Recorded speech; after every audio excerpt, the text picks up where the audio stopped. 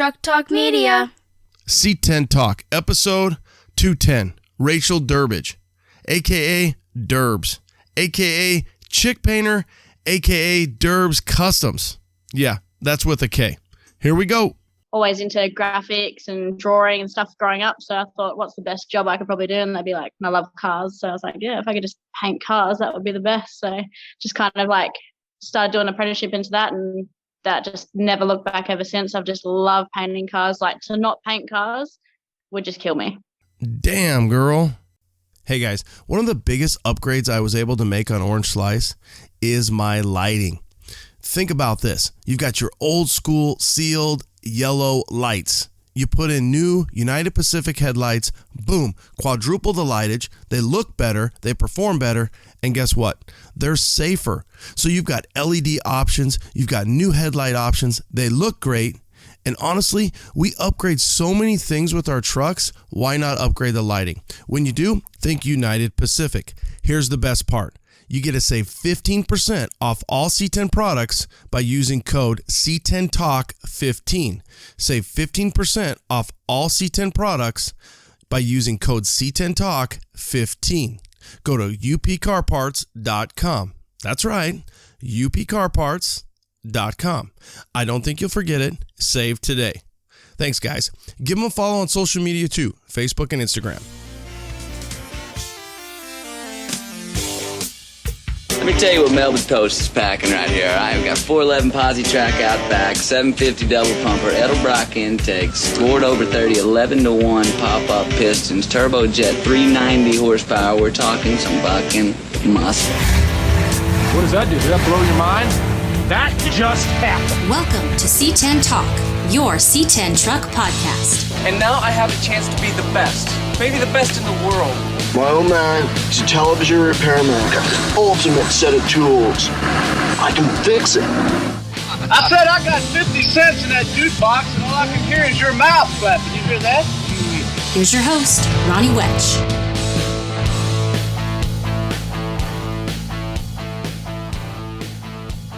What's up? What's up? Happy Wednesday. We rolled over from Tuesday.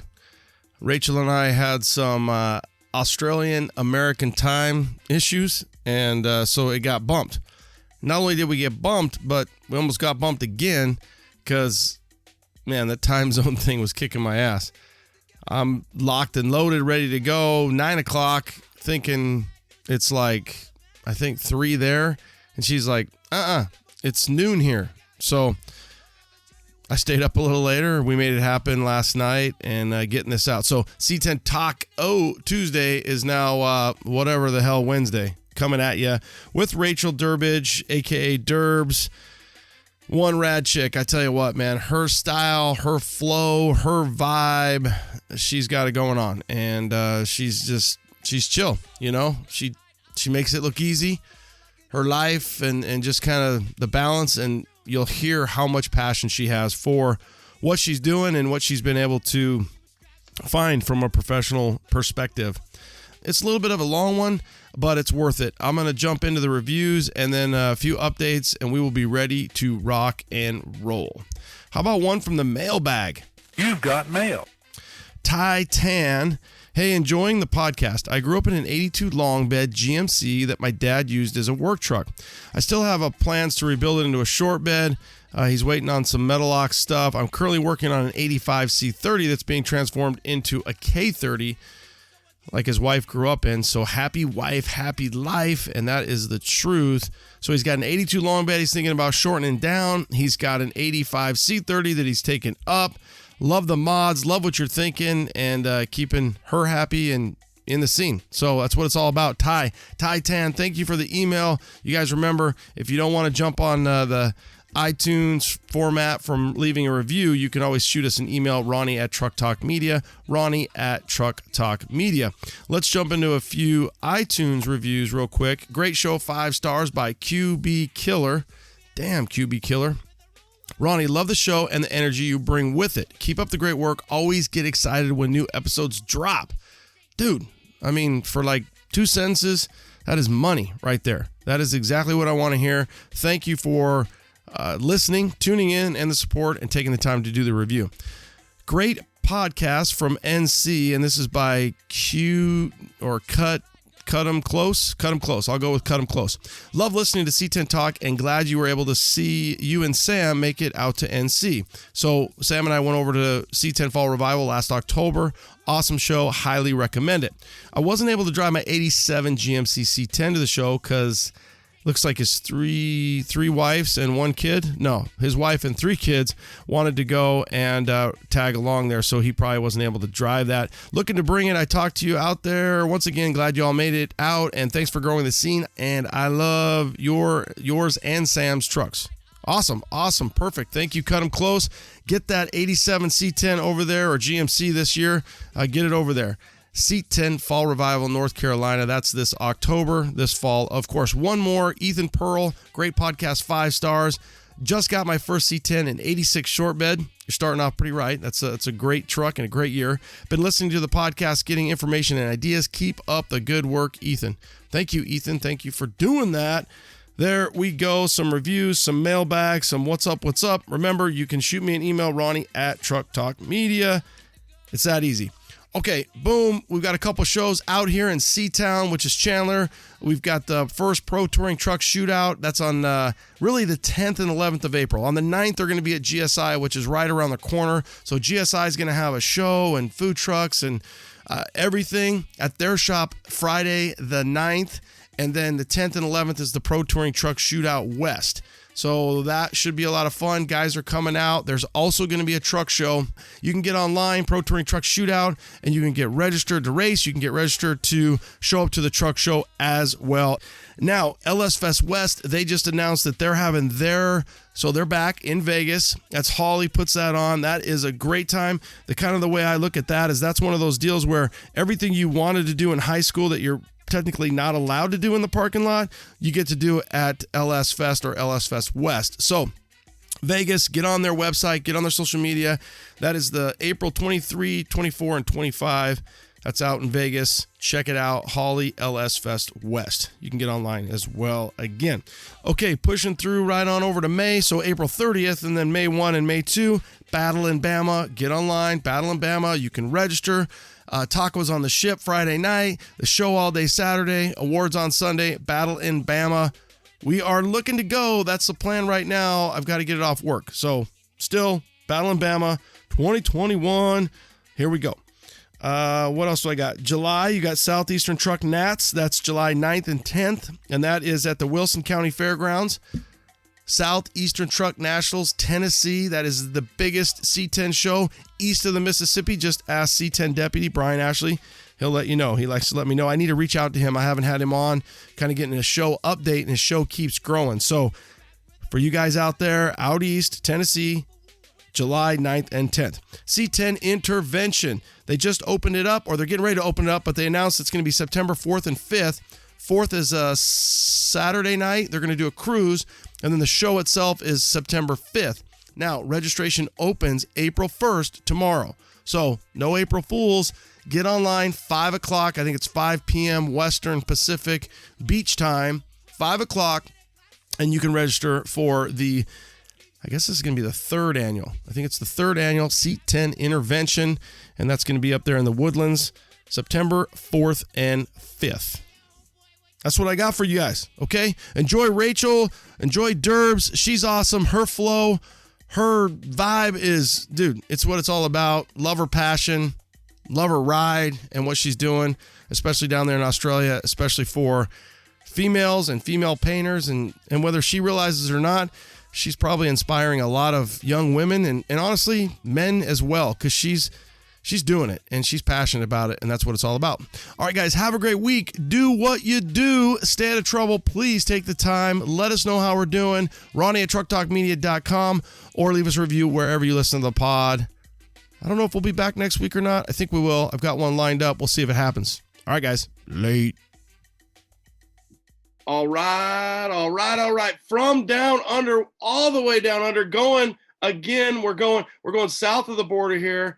Chick Durbz. You might know her from her killer Suburban. We've got Rachael Durbz, Durbz Kustoms. Rachie, thank you so much for taking the time, working it out today. I know we've kind of had some scheduling conflicts with, I guess, Australian time and Arizona time. But thanks for coming on the pod. How the hell are you? I'm doing awesome. How are you doing over there? Thanks heaps for having me on. So good. Yeah, we're doing great. It's funny because usually, well, I don't know. I mean, most of the time, nighttime to nighttime or daytime to daytime. So right now it is actually Wednesday, what, like 2 o'clock there? 3 Yeah, o'clock? it's like 2 o'clock over here. Okay, so again, you guys are in the future, which is super cool. Now, one thing that we had worked out, I thought we were going to do it like 9 o'clock AZ time, and she's like, "Hey, we're 3 hours different than what you thought, so we're kicking it back a little bit. By the time we get done, it'll be Wednesday in the States in Arizona, and it'll be getting close to Thursday over there. So again, it's funny with the time. You just got off work, you're having a cocktail, a pink ginger, or was it a pink? What was it? A pink. A pink gin. A pink something with some other sauce in it. I've got a cold one, and we're gonna get to know Rachael. So Rachael, again, I mean, we're gonna get into your panel. We're gonna get into a few different things, how you got into painting, but who are you? How did you grow up? You grew up in Australia. You grew up brothers, sisters, mom, dad, and somehow you got turned on to some automotive culture, and then from there, how kind of walk us through that process. Yeah, so pretty much from doing all the young stuff as a kid, just growing up, doing the normal stuff, I was always just kind of a tomboy growing up. So that was pretty cool. But then I was like, no one in my family really liked cars other than my middle brother. So we just kind of hung out with the boys and did the crazy stuff on the weekends, went out cruising and lots of crazy stuff in the cars like we always used to do. I won't go too much detail because mum and dad are probably going to watch this. but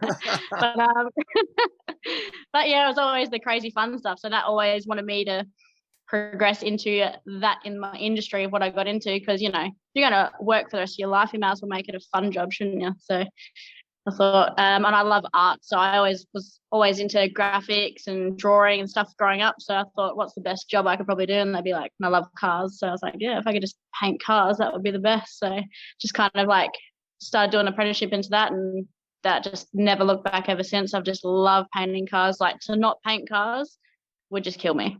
So yeah, and it's been a long. I think to follow your passion is crazy. That I feel like you're lucky that way, to know your passion early on. Is there a lot of females that you could look to from a perspective of, a role model or an influence, or were you is it predominantly male down there? It's pretty much mostly males down here back when I started. Now that it's been 17 years since I first even picked up a spray gun. But now there's heaps of girls getting into it, and really talented girls down here. And I've seen heaps over in the States that I follow as well. But when I first got into it, I think there was me and probably 2 others that I knew of, but in trade school and that, I was pretty much the only girl that the boys had ever seen in class. So it was like, I just had to either be a smart ass or just get out of there. So I just chose to be a smart ass and just get on with it. It's pretty good. It sounds like you grew up with brothers, so it became natural. You're surviving, you're being a smart ass, you're going out on the weekends having a good time, and you could hang with the boys. Yeah, my favorite time was just hanging out with the boys and just running amok and doing all the fun stuff. I've still got chick friends as well, but I mainly my sister, because I got a little sister and 2 older brothers. But my sister was growing up, she was a bit more of a girly girl, and I was obviously a tomboy. We used to pretty much pretend like we were the Olsen twins, because there was a girl and a little tomboy and a little girly girl. But yeah, but now she's a copper as well. So now we just hang around and be like, don't get us. So how do you, are you in high school and then they send you to trade school, or how did you kind of get involved in auto body? To be honest, I liked school, but I was, to be honest, I just always interested in doing something else. So I did school to year 11, because over here you do year 11 and you can go do what you want for a trade. But they had the MTA come around and kind of do a Motor Trade Association look into kind of course thing, and they said about vehicle painting. I was like, oh, that sounds all right. And that's a first inkling of even getting into spray painting. So I went to the sit-in course for that, which was a day.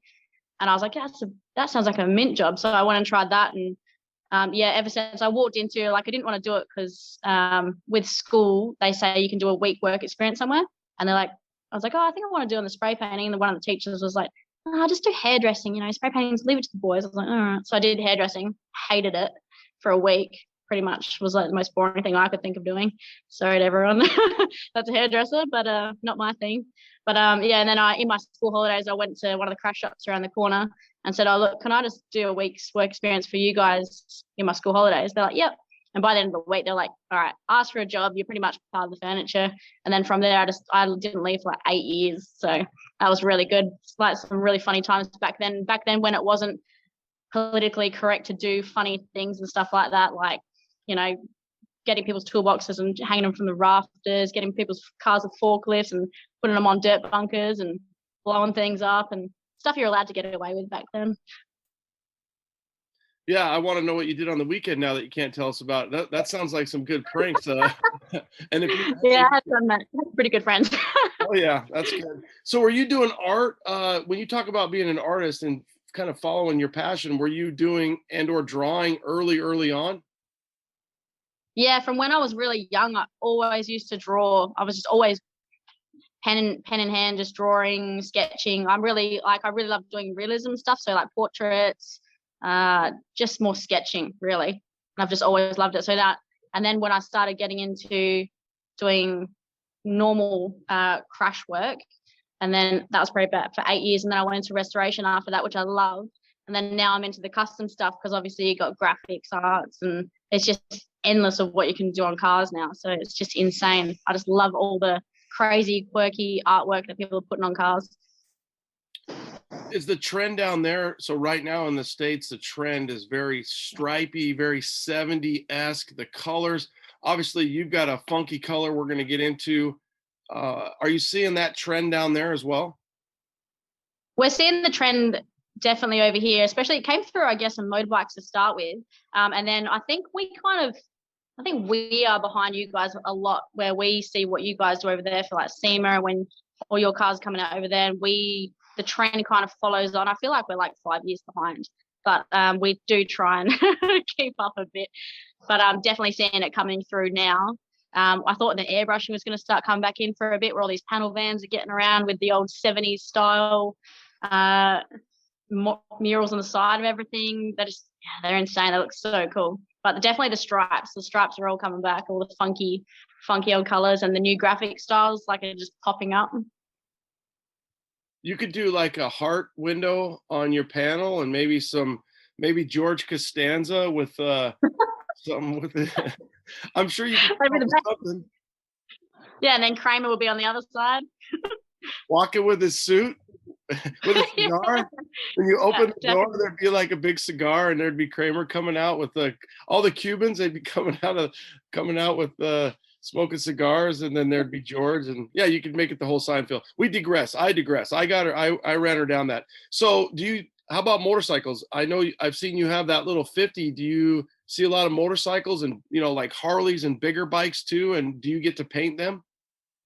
Yeah, definitely. So there's heaps of bikes. Actually, we've got the York Motorbike Festival coming up next weekend, and that's just a massive motorbike festival down over here. And there's all kinds of bikes down there, like heaps of Harleys, heaps of old school stuff. And that's what I'm more likely to want to go out and have a look. And there's even like one of my mates has got a wheelie machine over here, so it just lets you practice how to do monos and stuff on one of the bikes. That's pretty cool. And yeah, I'm definitely getting into painting a lot more. So he does. It's a wheelie machine. Yeah. So I don't know that I've seen one of those. Motorbike. It's like a motorbike on a dyno, but it's like got a strap to the front wheel, so you can't actually go over. So like pretty much it's a full blown motorbike that runs and everything, and then it just sits on the dyno, and then like it just lets you clutch up and pop a wheelie and just lets you sit there in mono and control it without flipping it. Really, it's that. So I guess the strap has some elasticity to it, so it'll allow you to go so far before you flip all the way over, but you can just practice. Yeah, just to practice it. Pretty much it lets you go all the way up. You pretty much are vertical before it starts to go, so it'll just catch you before you're about to flip pretty much, which is pretty good. You've done it. Yeah, I love it. It's not scary. No, not at all. Like it's actually really well. You're attached to the machine, so you can't fall off unless you let go. You ain't falling off. So yeah, it's awesome. Yeah, that does sound fun, especially when you think, hey, I can just give it all she's got and she's not going to flip over. Yeah, exactly. It's way like they got guys over here that just do that stuff on the roads and everything, and they're insane. It's so cool to watch. But yeah, no, I'd rather go on the machine and try it out first, because I know I'd flip it straight away. So rather just give it beans on a motorbike. You could go to work the next day instead of being in the hospital. I'm gonna have to look into those and see if they have one of those here, because I think that'd be a lot of fun. Yeah, it's on my page. I'm pretty sure there is one in the States as well. If you go onto my page, and you'll see that there's scroll down a bit, and there's like some tags in there as well, so you'll be able to see it. Yeah, it's pretty fun. That sounds like a lot of fun. Okay, so you get into painting. One thing you guys say is spray painting, and then when you say that in the States, I think of like a graffiti spray painting. I mean, I'm assuming you guys realize it. So I don't even know what we call a painter. I just think we call him a painter. You guys call him spray painting. Yeah, we've always been known as spray painters. Like when I was doing my trade back in the day, it was vehicle painting, and now it's just spray painting. Like, yeah, that's what we're known as, just painter. Because like even over, we don't use the word jamming at all over here either. Like, but I've noticed over in the States you guys do. Yeah, I think maybe because we probably have so much graffiti here. I don't know that. Do you have a lot of graffiti in Australia? We do. It's like mainly on trains and stuff. Trains and walls. That's where it is here too. Trains and walls. It's cool. It's become an art as well. But I think that we call them, I guess, graffiti spray painters. And in automotive, and even house painting, I think we just call them painter or paint and body. I think it's like, hey, paint and body. I don't know. Yeah. I'll have to think about that. But it's definitely when I hear, I think when I just had Matt on, he was saying something too, like spray paint. And that's like, oh shit, he's just talking about, his buddy Chad or somebody who did the painting on the vehicle, on the truck. And I've heard you say that too. So it's like, oh, okay, spray paint versus, okay. So you've been painting. When you look back, was there a part that you really enjoyed? You sound like you really liked the restoration, but you started off, you were doing collision insurance work, and then just kind of working your way through the industry. Yeah, definitely. When I first started, I was just grateful to be let into a workshop, because obviously there wasn't many girls. But yeah, just even to be able to let in, just sweep floors, wash cars, which now like nobody wants to do. But even to be able to do that, I was very grateful. And the guys that let me in and gave me a chance when, not everyone was doing it back then. So I was very grateful for them to even give me a go. And then, yeah, I was pumped to even like be priming cars when they let me spray for the first time. It was insane. It's like when you first get your P's and you're out on the road, you think, wow, you really want me to have this spray gun in my hand and actually touch someone's car? That's insane. Cool. But yeah, so I don't know, just back then, I guess starting out was, I don't know, just a whirlwind of actually just learning, because you got to mess up to be able to learn. So, and that's what, if you don't give it a go, you'll never know. And I loved it from the very start, no matter what. I didn't care what I was doing, whether it was collision but as soon as I started resto, far out, that was just amazing. Just the customers are different as well when they get their cars back, and they're so they could nearly cry when they get their car back. That means the world. And they're just so grateful, and they can appreciate the extra hard work you've put in, and restoring something that someone's loved, and different stories. It's really good to hear. I love everyone's backstory. Is it hard to get into a restoration shop? Like they here in the States, they need everybody for collision, because that's where the money's at. They're turning, they're burning. And I think you got to, kind of work your way up to get to the level that they want you to be in a restoration shop.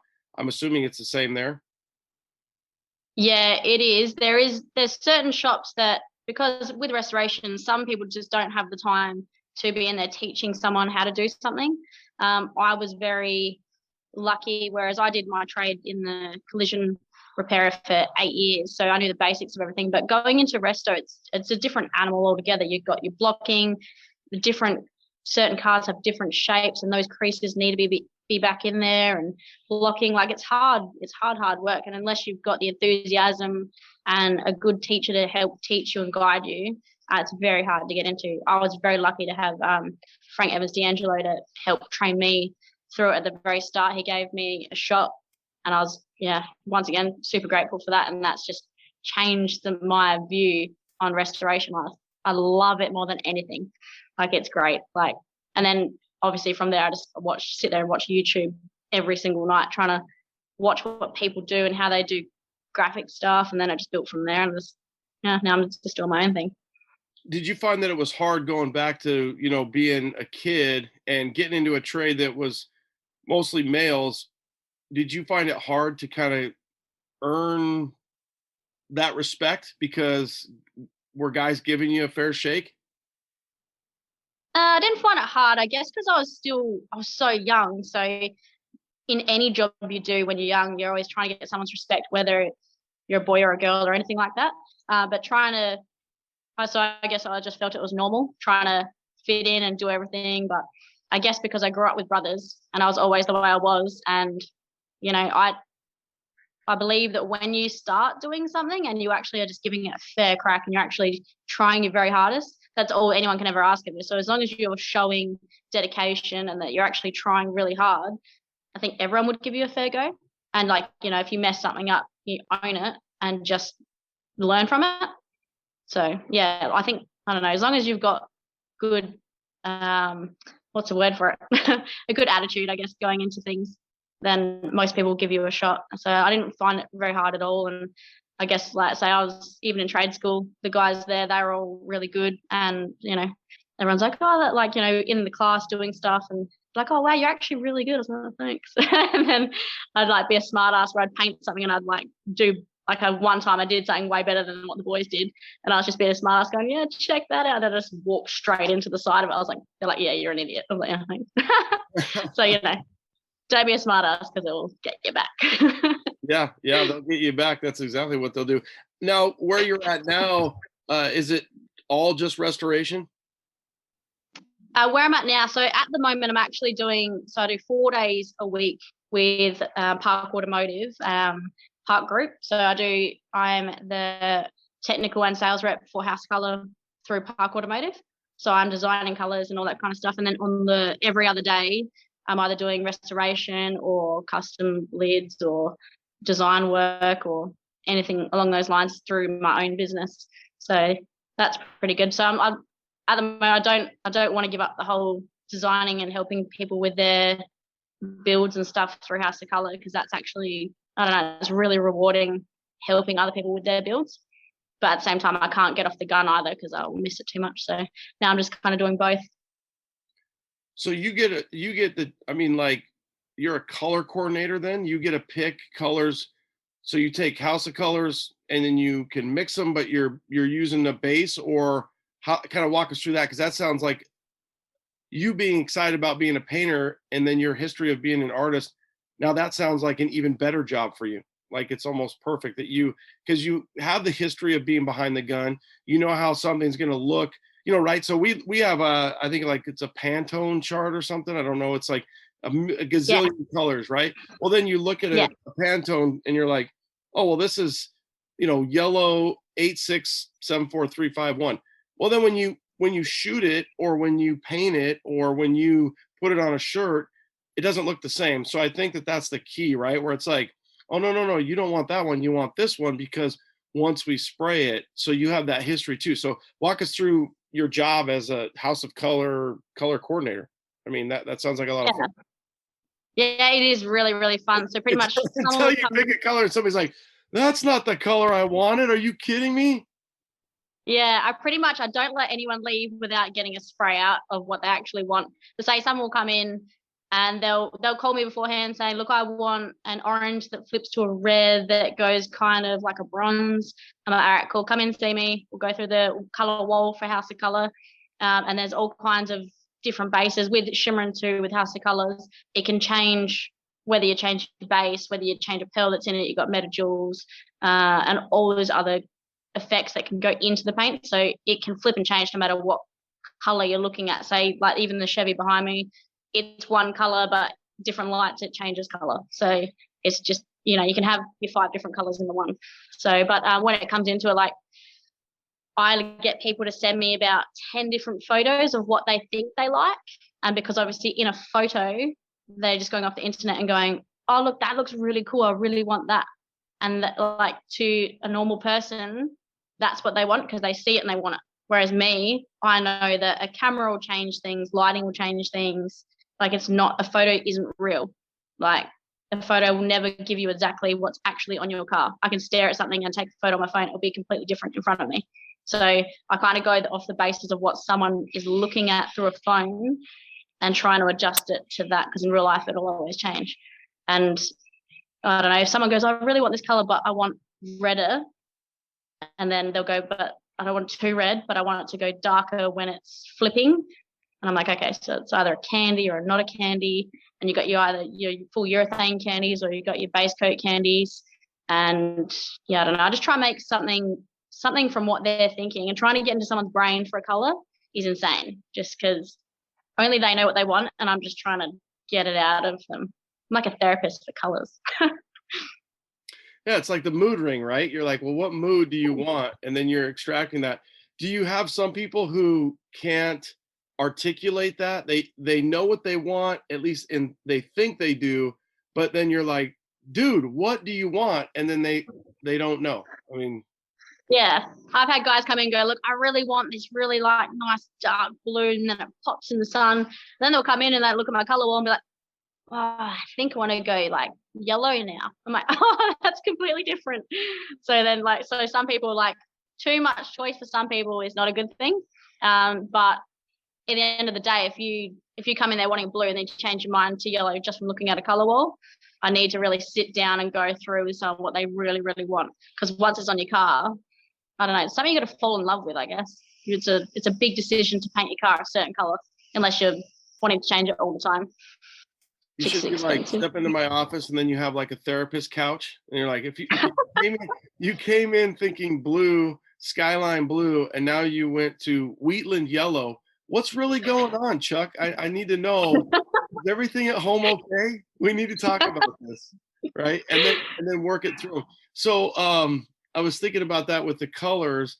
Obviously, House of Colors, that's a fortunate thing. Do you ever think that a certain color has to go with a certain car or vehicle? Like I feel like obviously oranges and reds and yellows, you think sports cars, right?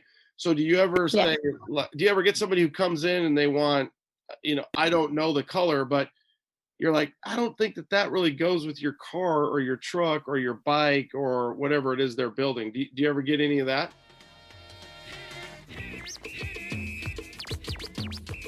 Hey guys, I have Andrew from Painless on. Andrew, our guys are thinking about rewiring their truck. Why should they choose Painless Performance? Well, Ronnie, we've been doing it 30 years now. We're American made, American proud. We have unmatched tech support. You'll get one of our guys right here in Fort Worth, Texas, if you have a call. And, our installation manual is full color and covers everything you need to know. You guys offer a ton of different varieties. Break that down a little bit for us. Yeah, so we cover everything from 63 to 87, specific C10 harnesses. It'll be, a little more plug and play for kind of a stock or lightly modified truck. But then for those real radical, smooth firewall, air ride, crazy builds, we have the Pro Series. It'll have all the connectors, terminals, everything you need, but you can custom fit it, hide the wiring, and build it to your build. There you go, guys. You get rid of that 40-plus-year-old wiring. You get easy-to-read printed wiring. Painlessperformance.com. They've got you covered if you want to go OG Classic or if you want to go something customized. Thanks, Andrew. Painlessperformance.com. With a company history dating back to 1949, Airlift Performance brings a dedication and expertise to those looking for a life on air. Their 3H system combines pressure-based control with ride height sensing technology, harnessing both systems, including an intuitive handheld controller providing at-a-glance status of pressure and height conditions. Every 3H system comes standard with Bluetooth technology built right in, and a free companion mobile app allowing wireless control for most smartphones and mobile devices. Designed for a life on air. Airliftperformance.com. Hey guys, I've got Kathy White, Classic Performance Products, CPP on the line. Kathy, how's it going? Hey Ronnie, what's up? What's up? What's new? We've got a ton of things for the C10 community. First things first, our 2.5-inch Extreme X10 drop spindle. So we've upgraded the current modular spindle to modern technology. This new X10 spindle is a one-piece forged, but it utilizes strong, modern, bolt-in, internally sealed bearing hub assembly. So it's low maintenance. It doesn't move the wheels out, and you can use big brakes from us or any aftermarket big brakes out there in the market. That's awesome. What else is new? So we have actually gone back and redesigned our aluminum fuel tanks. As you know, our fuel tanks are the thickest, strongest, and largest capacity in the industry.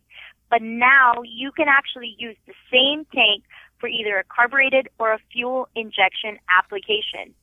63 to 72, it's 20 gallons, and for 73 and newer, 22-gallon capacity. How about that Coilover Kit? You guys must be killing it with that thing. That is such a great kit. It's fully bolt-on. It's easy to install. Strongest tubular arms in the market, available with either upper and lower or just the lowers or just a coilover kit by themselves. All the mounting brackets that you need, and it also comes with dual adjustable coilover shocks. So it's really responsive. It's up to you however you want to tune the compression or the rebound. It's perfect if you're just cruising on the streets, and it's proven on the track. Well, that's what we like. So if you need spindles, the new X10, fuel tanks, coilovers, they've got it. Classic Performance Products, CPP. And don't forget, use code C10TALK, C10TALK at checkout and save 10%. Thanks, Kathy. Thank you, Ronnie. So do you ever say, do you ever get somebody who comes in and they want, I don't know the color, but you're like, I don't think that really goes with your car or your truck or your bike or whatever it is they're building. Do you ever get any of that? It's a very personal thing. So obviously someone coming for a color, they obviously kind of thought about what they want and why. But the only time I'll ever disagree with someone on a color and try and change their mind is when it comes to if they've already got their trim done or getting their trim done, then I will say bring their party trim in or a photo of it just so I can complement that, because sometimes they just don't clash well. But that all does come down to also how someone wants their car to look. So over here, I do judging for Summernats and Motorex through the Summernats crew. And there I've seen some color combos that aren't my favorite thing, but it's someone else's favorite thing. So if someone's really strong about that and they really want that, just let them go. But I'll try my best to try and, persuade somebody to a nicer or a more, a better outcome. Yeah. Have you had that happen where you did that and somebody was, when I interview people, we see it on TV as well, when somebody, a painter or a builder suggests something and the owner might be thinking, hell no. And then finally they come to terms and they're like, thank God I listened to Rachael. Thank God I was thinking this, and I took what she said and her experience and I went with it. Have you had some successful kind of outcomes like that? Yeah, I can't pinpoint exactly what they are, but like when it does happen, it's like it's a moment where you go, wow, it means a lot, because like doing the job that I do, you want people to be happy with what you're helping them with. So I've had it probably about 3 or 4 times now, just recently, where they've turned around and said, you know what, I'm really glad I came and seen you about the color choice or going with the right products and whatnot. So it means a lot. Like, some people just don't know, and some people don't want to ask because they'll feel stupid, especially even asking a girl, because some people just might not want advice from a girl. But I've been doing it for 18 years. I don't care. You can ask me the silliest question. There is no such thing as a silly question, really.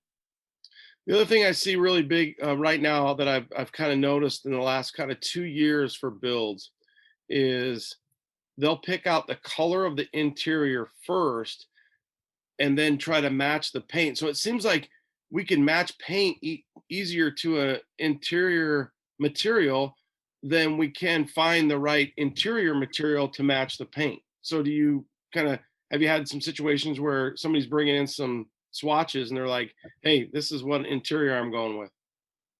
Yeah, I've had a few people do that, because some people are dead set on having that particular kind of material, because some are hard to get. So then, and if they've just been discontinued or anything like that, then, and they're dead set on it, I'll just have to match it around it. So there are different tones. Like I've had someone's brought their wife in and their wife is like, I need this to match. So it's an earthy, warm color to match this. And that's when I would suggest something in particular. And she was like, no, that's not quite earthy and warm enough. And I was like, okay. And then I'd go back out and I'd grab something else. I'm like, all right, so this one here, it's earthy and warmy. And then as soon as you take it out in the sun, it's bright like what your husband wants. So you're both going to be like happy with the decision. So yeah, she was like, they were both really good with it at the end. So trying to like, also sometimes it's not just what the one owner of the car wants. It's you're trying to please both of them at the same time because they've both got a different opinion in themselves as well. So yeah, sometimes it's tough, but that's why I guess as a color specialist, you kind of, I don't know, you're always trying to pick someone's brain, and that's the most important. You always have to meet up with someone, getting the feel of how their car is and what's going on with their car, the build, the emotion to it, I guess. Like I said, welcome to Durbz Kustoms, aka Durbz Counseling, and the husband and the wife can now both come in. Okay, we're gonna have you two sit down. If you can't even decide before you come see me on what color, and now I have to figure it out for the two of you, I can only imagine. But I think it sounds like you're up to the challenge, and it's fun and it's rewarding, and ultimately that's the most important thing. When somebody sees their vehicle, they see their build, and you're like, yeah, I helped them do that. Yeah, no, honestly, like even if they can't pick a color before they come in, they're confused and they want me to help them. That's the best part, because when they leave and they go, oh, thank you, like you're just like, yeah, cool. I'm glad I can help, because I know how stressful it is trying to pick a color for a car or do builds and all that kind of stuff. So to help put someone else's mind at ease, that means I've done my job pretty good. Yeah, I think if you tried to leave your shop that you're at now, I don't think they'd let you. I think they would. I don't think that they would. I think they've got gold there, and they know that they've got that. So 4 days a week you're doing that, maybe more if they need extra, and then the other 3 day you're at your shop behind the gun doing kind of side work. Is that what you're kind of doing? Yeah, so doing side work. So I've got a shop that I use their booth down the road. So Flynn's Refinishing. He's just a really, really good dude. He does his own stuff there. And I sometimes, when I'm doing my stuff, we do like jobs together, and I painted my truck down there. Anytime I'm doing like some custom work, I'll go down there. So sometimes I do collab work with him. Sometimes I'll just do jobs on my own. But yeah, and even like say after work, when I'm working those 4 days, I'll work after work trying to do some airbrushing stuff and graphic stuff, and yeah, just try and keep busy all the time. Do you have trouble finding work at all? No, it's not hard. Oh, there's lots and lots of work over here in Perth, so where I live. So it's crazy. There's always, like, the old school cars over here are insane, and there's always work, and there's enough work for everybody to go around. Everyone's really good, gets along over here, all the different shops. So it's actually really, really good. And so yeah, if I want a break, I have a break. If I want work, it's there. So no, it's really good. How big is the area where you're at, population wise? Oh, I don't even know. So like, say if you've got Australia and you've got, you got South Australia, all that. So like half of Australia, or quarter of Australia, that's Western Australia. So I'm in Western Australia now. I grew up in Adelaide, which is over east. So that's why I'm time difference now to those guys. So it was a lot of the population over here is like triple the size to what it is over there. So what's the difference? So is your family all still back on the eastern side? Yeah, so everyone that I've known my whole entire life, I moved about 2 years ago now. So my whole family, all my friends and everything, they're all back in Adelaide. So I've moved over here, but it's good. I've got friends over here and everything now, and I try and fly back as much as I can when the whole COVID isn't ruining all my trips from border closing and whatnot. So my sister's probably due to pop, I think probably today, something like that. So I'll try and fly back when that happens. But you never know. It's COVID, someone sneezes and the border closes. So, they go crazy. And this is the Olsen twin, right? Your sister. Yeah. So she's getting ready to have a little baby. So you're going to be, Auntie Durbz is looking forward to getting over there to see. Is she having a boy or a girl? She doesn't know. She's actually going to have a surprise. So that's pretty cool. But at the same time, So she's due any day now, and I don't know exactly when, but she said if she doesn't pop by the time it's next week, which is my birthday, she said, I'm getting induced on your birthday. I was like, cool, you realize you're going to have like a mini little Aries, which is a me. I was like, good luck with that. Gonna have another little twin running around. She put up with you for this long. She can handle another one. That'd be kind of cool, actually. Yeah, she'd be like, oh, what have I done? I created another one. So you've got all these different outlets. You've got colors, color counseling 101. You've got your own shop. And then you do some skateboard stuff too, which I think is really cool. And I want to make sure we talk about that. How did you kind of get into that?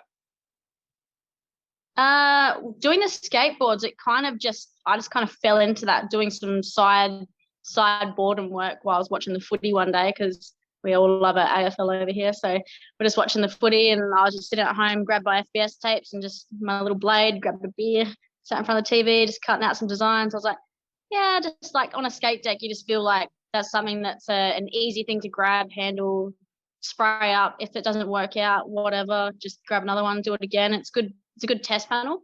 And that's kind of where that craziness started, where I did my first board and I did a certain design on it, and I went, that's cool, I like that design, I'll put a picture in the middle of it. So Moondog over here, Raymond, or over in Adelaide, he taught me how to sign write.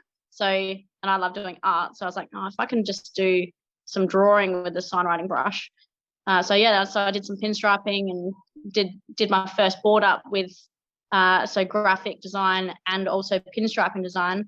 And then, I put that up, and then probably like within a week, one of the awesome dudes over in Texas, he's like, oh, that's killer. He's like, can I buy your board? I was like, okay. I was like, it wasn't for sale, but I guess so. It's my first board. So I'll send it over to him. And that was insane. I was like, that's pretty cool. Like that my artwork's over in Texas. And then did a second one, and that had like the two C10s dragon on there. That was like one rusty one good show one. Exactly the same design, but different picture in the middle. And he's like, oh, I want to buy that one too. I was like, whoa. And then just from there, it kind of like was crazy. So another guy that he knew ordered a board off me. That was that custom Vegas style one with the 54 drop in it, the chop top. And so I did that custom board for him, sent it over there. So yeah, I don't know. It's just, the whole skate decks and stuff is really cool to get involved in, because it's just, I don't know, expressions of art through something that's so small, but just so much impact, I guess, for a small thing. Yeah, I think it's cool too. One thing they do here in the States is they make them for awards for the shows. So like you can get the skate deck, which is super cool. One thing you said, so going back, you said I think you said the footy. What is that? So footy is AFL. So like, I don't know, it's a game. Pardon? Soccer? No, so rugby, American football, or soccer, which is be real football to the rest of the world, but not American football. Yeah, so it's not footy. So obviously footy is meant to be soccer to everybody else on the planet but us. So footy for us is like a rugby style ball that has got completely different rules. Like it's a game like no other at all. So I can't even describe what exactly it is. There's 2 goals on either side, like a normal game. Points, goals, everything. You've got your quarters. Is it like football? Is it not like American football, or it kind of is like American football? That's completely different. So it's nothing like it at all. Wow. Do they wear pads to just destroy each other, or is it like rugby and they just still destroy each other, but they don't wear pads or helmets or anything like that? No, it's not even that. So it used to be really rough back in the day, and used to be, I loved it back in the day. It was really good. But now there's all these rules that have come in where you're like not really allowed to be too rough, I guess. Like you can't even say if you grab someone's shirt and shirt punch someone, you'll get in massive trouble for that. And everyone will have a hissy fit, and you can't go in do huge run ups and knock someone out anymore. Like back in the day, it used to be really good. But now there's lots of rules. I guess everyone's safe. But yeah, it's one of those ones where I guess it doesn't seem crazy like injury sport, so probably is not that much appealing. But it's a good game. It's a really online, and I'm going to look it up. Just look up Australian footy, or look what would I look up? Yeah, just type in Aussie, just Australian footy, or like AFL. Yeah. So if you type in AFL, there's lots of teams. Yeah. I don't know. You'll have to watch. Give it watch a full game. Yeah, and then you'll get it. I'll be like texting you like, what the hell are they doing? He just threw the ball backwards and then he did this and then he did this. So yeah, but no, I'll check it out. Obviously, I mean, I like American football, so it'll be interesting to see, the difference. So rugby is still real popular over there, correct? Yeah, rugby is really good. And that's like the most popular sport? Yeah, that's really popular over here in Australia, because you've got New Zealand and Australia. New Zealand team for rugby is really, really good. Like there's lots of people that probably get shot for saying that, but at the same time, like they are a really good team, the All Blacks. But I think AFL still dominates more than what the rugby does over here. But even though I feel like rugby is I think more people get into the rugby on the side because it's a very rough sport. We all love that. So yeah, and that made a big. I'm not sure how it is now, but I know right about the time I was graduating high school through, I mean, I guess probably 15 years after that, it was very popular in the States. Very more club. So like we didn't see like a professional team. I didn't, but I know the fraternities, the clubs. I mean, there was people all over playing rugby all the time, the parks. But dude, it's just brutal. Yeah. So that's what we do love to watch it, and that's why when all the rules came in for AFL, we're all like, no, come on.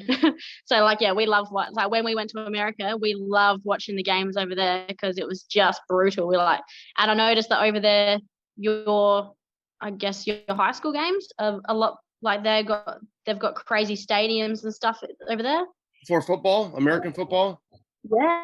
Yeah.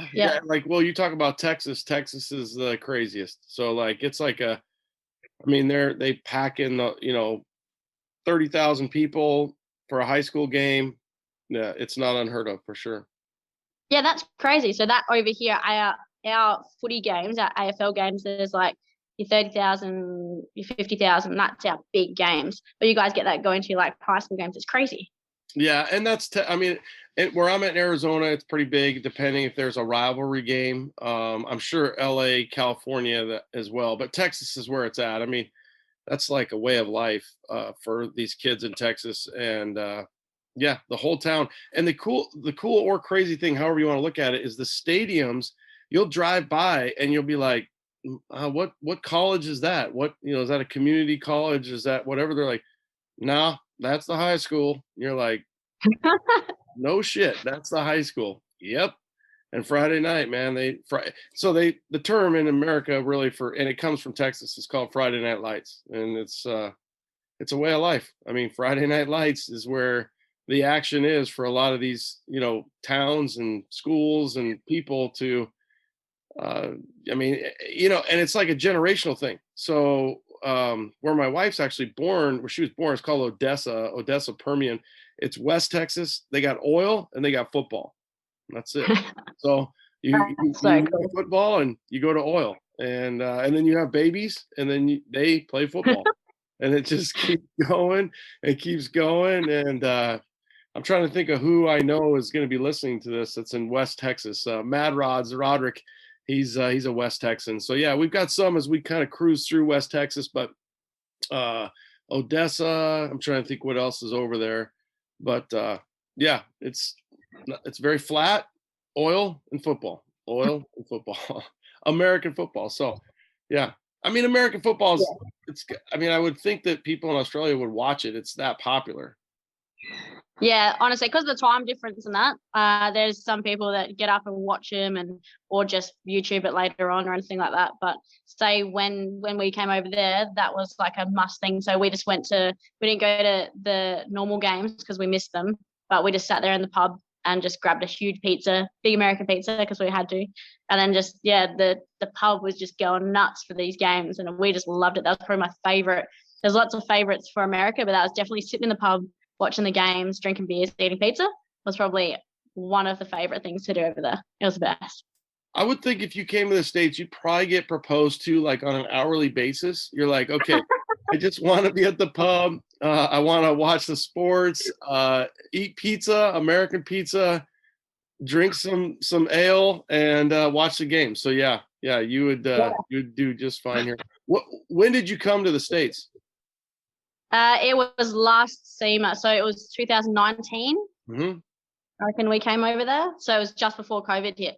So lucky, because I was meant to go for years before that and missed out, and then missed out again. I was like, I do not want to miss out again. So I went, and it was just amazing. Like, we went for probably about 3 weeks, I think it was. So we went to a Lakers game, and we had the hockey. So it was crazy. One night, so I couldn't remember the name of the arena, but one night you had hockey, ice hockey. Probably so Staples. If it was the LA Lakers, it was the Staples Center. Yeah. Yeah. So we went there, watched the ice hockey. That was mint. We loved the ice hockey. That was great. And then the next night we went to a Lakers game. I was like, this is insane that it's just gone from ice hockey to a basketball game. And then the next night it was like a rodeo, and then the next night it was. I mean, yeah, they and then it was a concert. They can do it. It's crazy. They switch those things out like mad. It's a big business, right? Yeah, it was crazy. That was really cool. And then like after that, we went and cruised down to like San Diego, and then did the whole cruise down to San Fran. That was really, really cool. You got some cool roads over there. Yeah, well, especially in California. So if you hit San Fran, LA, and then you went down to San Diego, I mean, you're hitting. I mean, San Francisco is. I don't know that I could really live there, but as a tourist, it's pretty awesome. Yeah, I wanted to go there because the truck, when I bought it, I found out some history about it, and we realized it was actually built in Oakland. So I was like, just want to drive through Oakland, go over there, see what it's all about. So yeah, and I was like, wow, so that's probably the Fremont plant. Yeah, that was the one. Yeah, that's pretty cool. That's cool, the history. So what else did you kind of, if you went through up to Northern California, up to San Francisco, did you go through like the redwoods and see some of the big trees, or what else did you get? Yeah. What other touristy things did you do when you came to the States in 2019? I wish I would have known. We would have saw you at SEMA. Yeah, definitely. There was so many things like at SEMA when everyone's like, oh, be prepared. You're gonna need 7 days to walk around SEMA. I was like, oh yeah, sure. Man, we went through 3 different holes, and then everyone was like, oh, did you see this car was in that hole? We're like, didn't even know that hole existed, and then there was like 2 other holes there. I was like, wow. So it's just, yeah, you need like a whole week to get around SEMA. It was crazy. It's maddening. And 2019 was, kind of the peak, right? Because pre-COVID, and I tell people all the time, I'm like, I don't even know if you can cover it in 4 days, 5 days. And it's exhausting. It's just crazy how much, it'll be interesting to see how it changes. Everything I've heard for 2021 is SEMA's a go, obviously with the vaccinations and people and so on and so forth. I don't know about travel for everybody else, but I know in the States, they're definitely gearing up for 2021 SEMA. Yeah, as they should as well. Like, to miss out on car shows is the suckiest thing ever. Like, COVID's just ruined so many car shows. So for SEMA, if it's not going to go ahead, would just be devastating. So even though we can't get over there, it's still I still hope everyone else can still go. Yeah, it's definitely worth it. Well, and like you said, sometimes the states are looked at as kind of from the trend. They might be, things kind of start here. So that evolution and that kind of keeping that wheel turning is important as well. Yeah, definitely. Anything else in Vegas that you got to do that you were wanting to do as a tourist? Definitely wanted to go to Old Vegas and see what that was all about. That was pretty cool. Old Vegas is definitely different. That was really cool. And then say Vegas during the day is kind of exactly the same as at nighttime. Just like, I just love the fact that there's just randoms walking around everywhere. It's always just something fun going on. But nothing really in Vegas because we just mainly just did that and just cruised around. We're at SEMA every day. Yeah, it's almost like Vegas. You're like, well, do I go to SEMA because I'm here and SEMA's going on, and you'd have to budget a few more post SEMA or pre SEMA days to do the whole Vegas experience.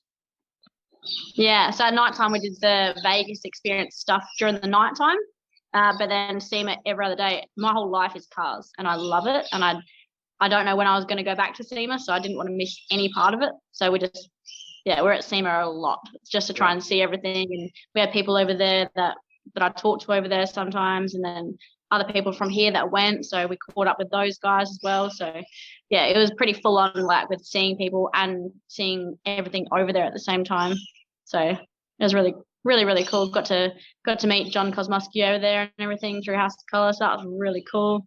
That was just great. Got to Owen Webb over here, who's like my favorite person, mentor. Wouldn't be anywhere without him pretty much. He's like a little John Kosmowski in his own right kind of thing. He was over there at the same time. So that was really nice, just having everyone over there at the same time.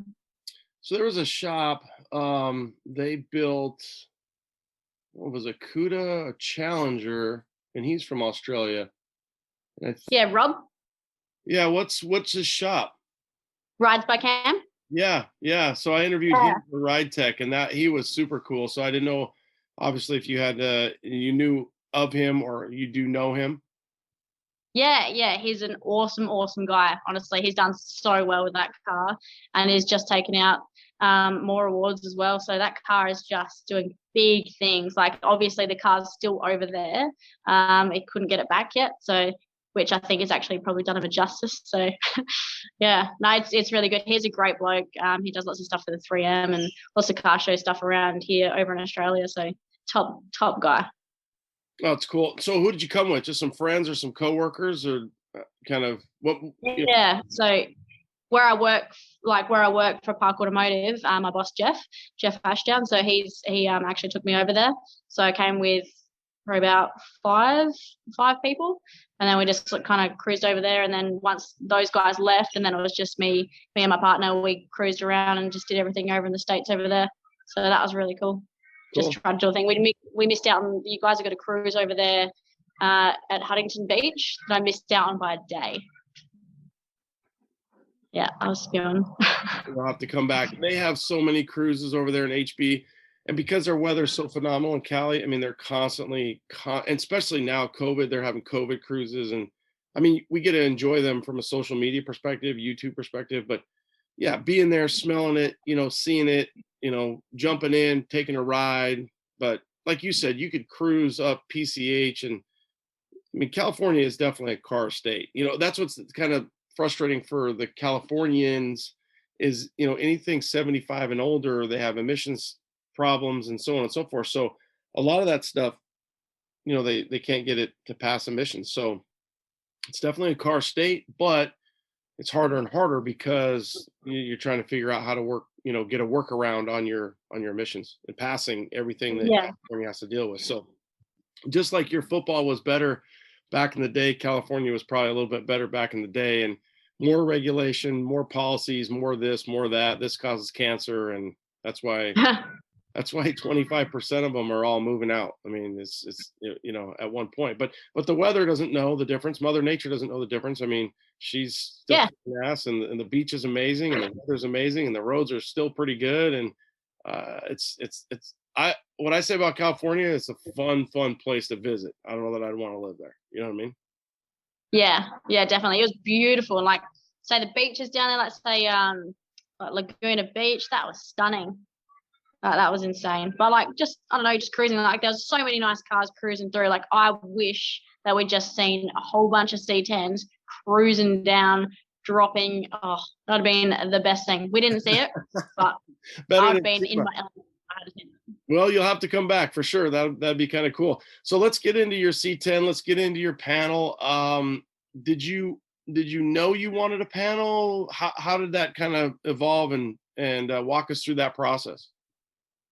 Yeah, so I've always loved C10s, no matter what, ever since I was growing up. Just love them. Panels are like one of those things that you never come by. So obviously I've always, like, if I could have one in a heartbeat. Never thought I'd ever get one. So I was actually on the prowl for just a pickup.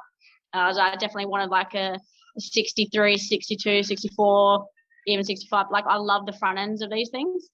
Just something about them. I love all C10s, but just something about these ones that I absolutely love. And I was looking for just an all pickup. And then I was just on Marketplace on Facebook. And then I was cruising through, and I seen this tiny little picture, like a weird picture for sale. I was like, what's that? Clicked on it, and I was like, not the best advert in the world for it. And I was like, that looks like it's half available, not available. So I messaged the guy, didn't get a response, messaged him like another two times, didn't get a response, went, all right, cool, that's probably not going to happen.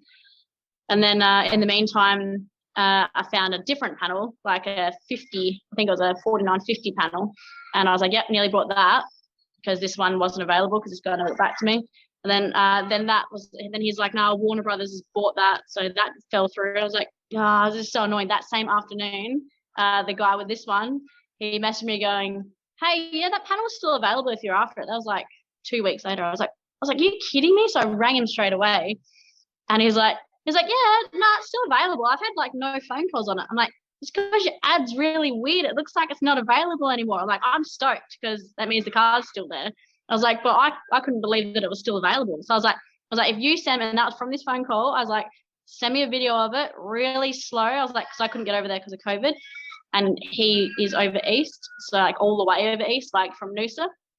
And I said, if you send me a really slow video and show me all the worst parts of the car, especially of what you think, and with it running and turnkey and everything, and I said, I will buy it right here, right now.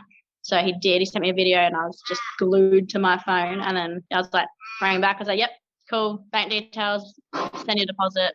And yeah, it was the first time I bought a car sight unseen, but to have a panel van that is actually available, I was blown away. So I was like, it has to be mine right now. Yeah, that's so cool. That's like meant to be, right? So you think, I mean, he had it. He didn't, nobody else was, he's like, hey, I don't get it. Nobody else. What's wrong with you? Why are you calling me? Why are you asking? Now, is that something where you call Big Bro up and you're like, dude, listen, I need a favor. This guy's over all the way in the East. I'm going to ship him some money. Can you go pick this up? Can you lock it down? Or how did that kind of go about?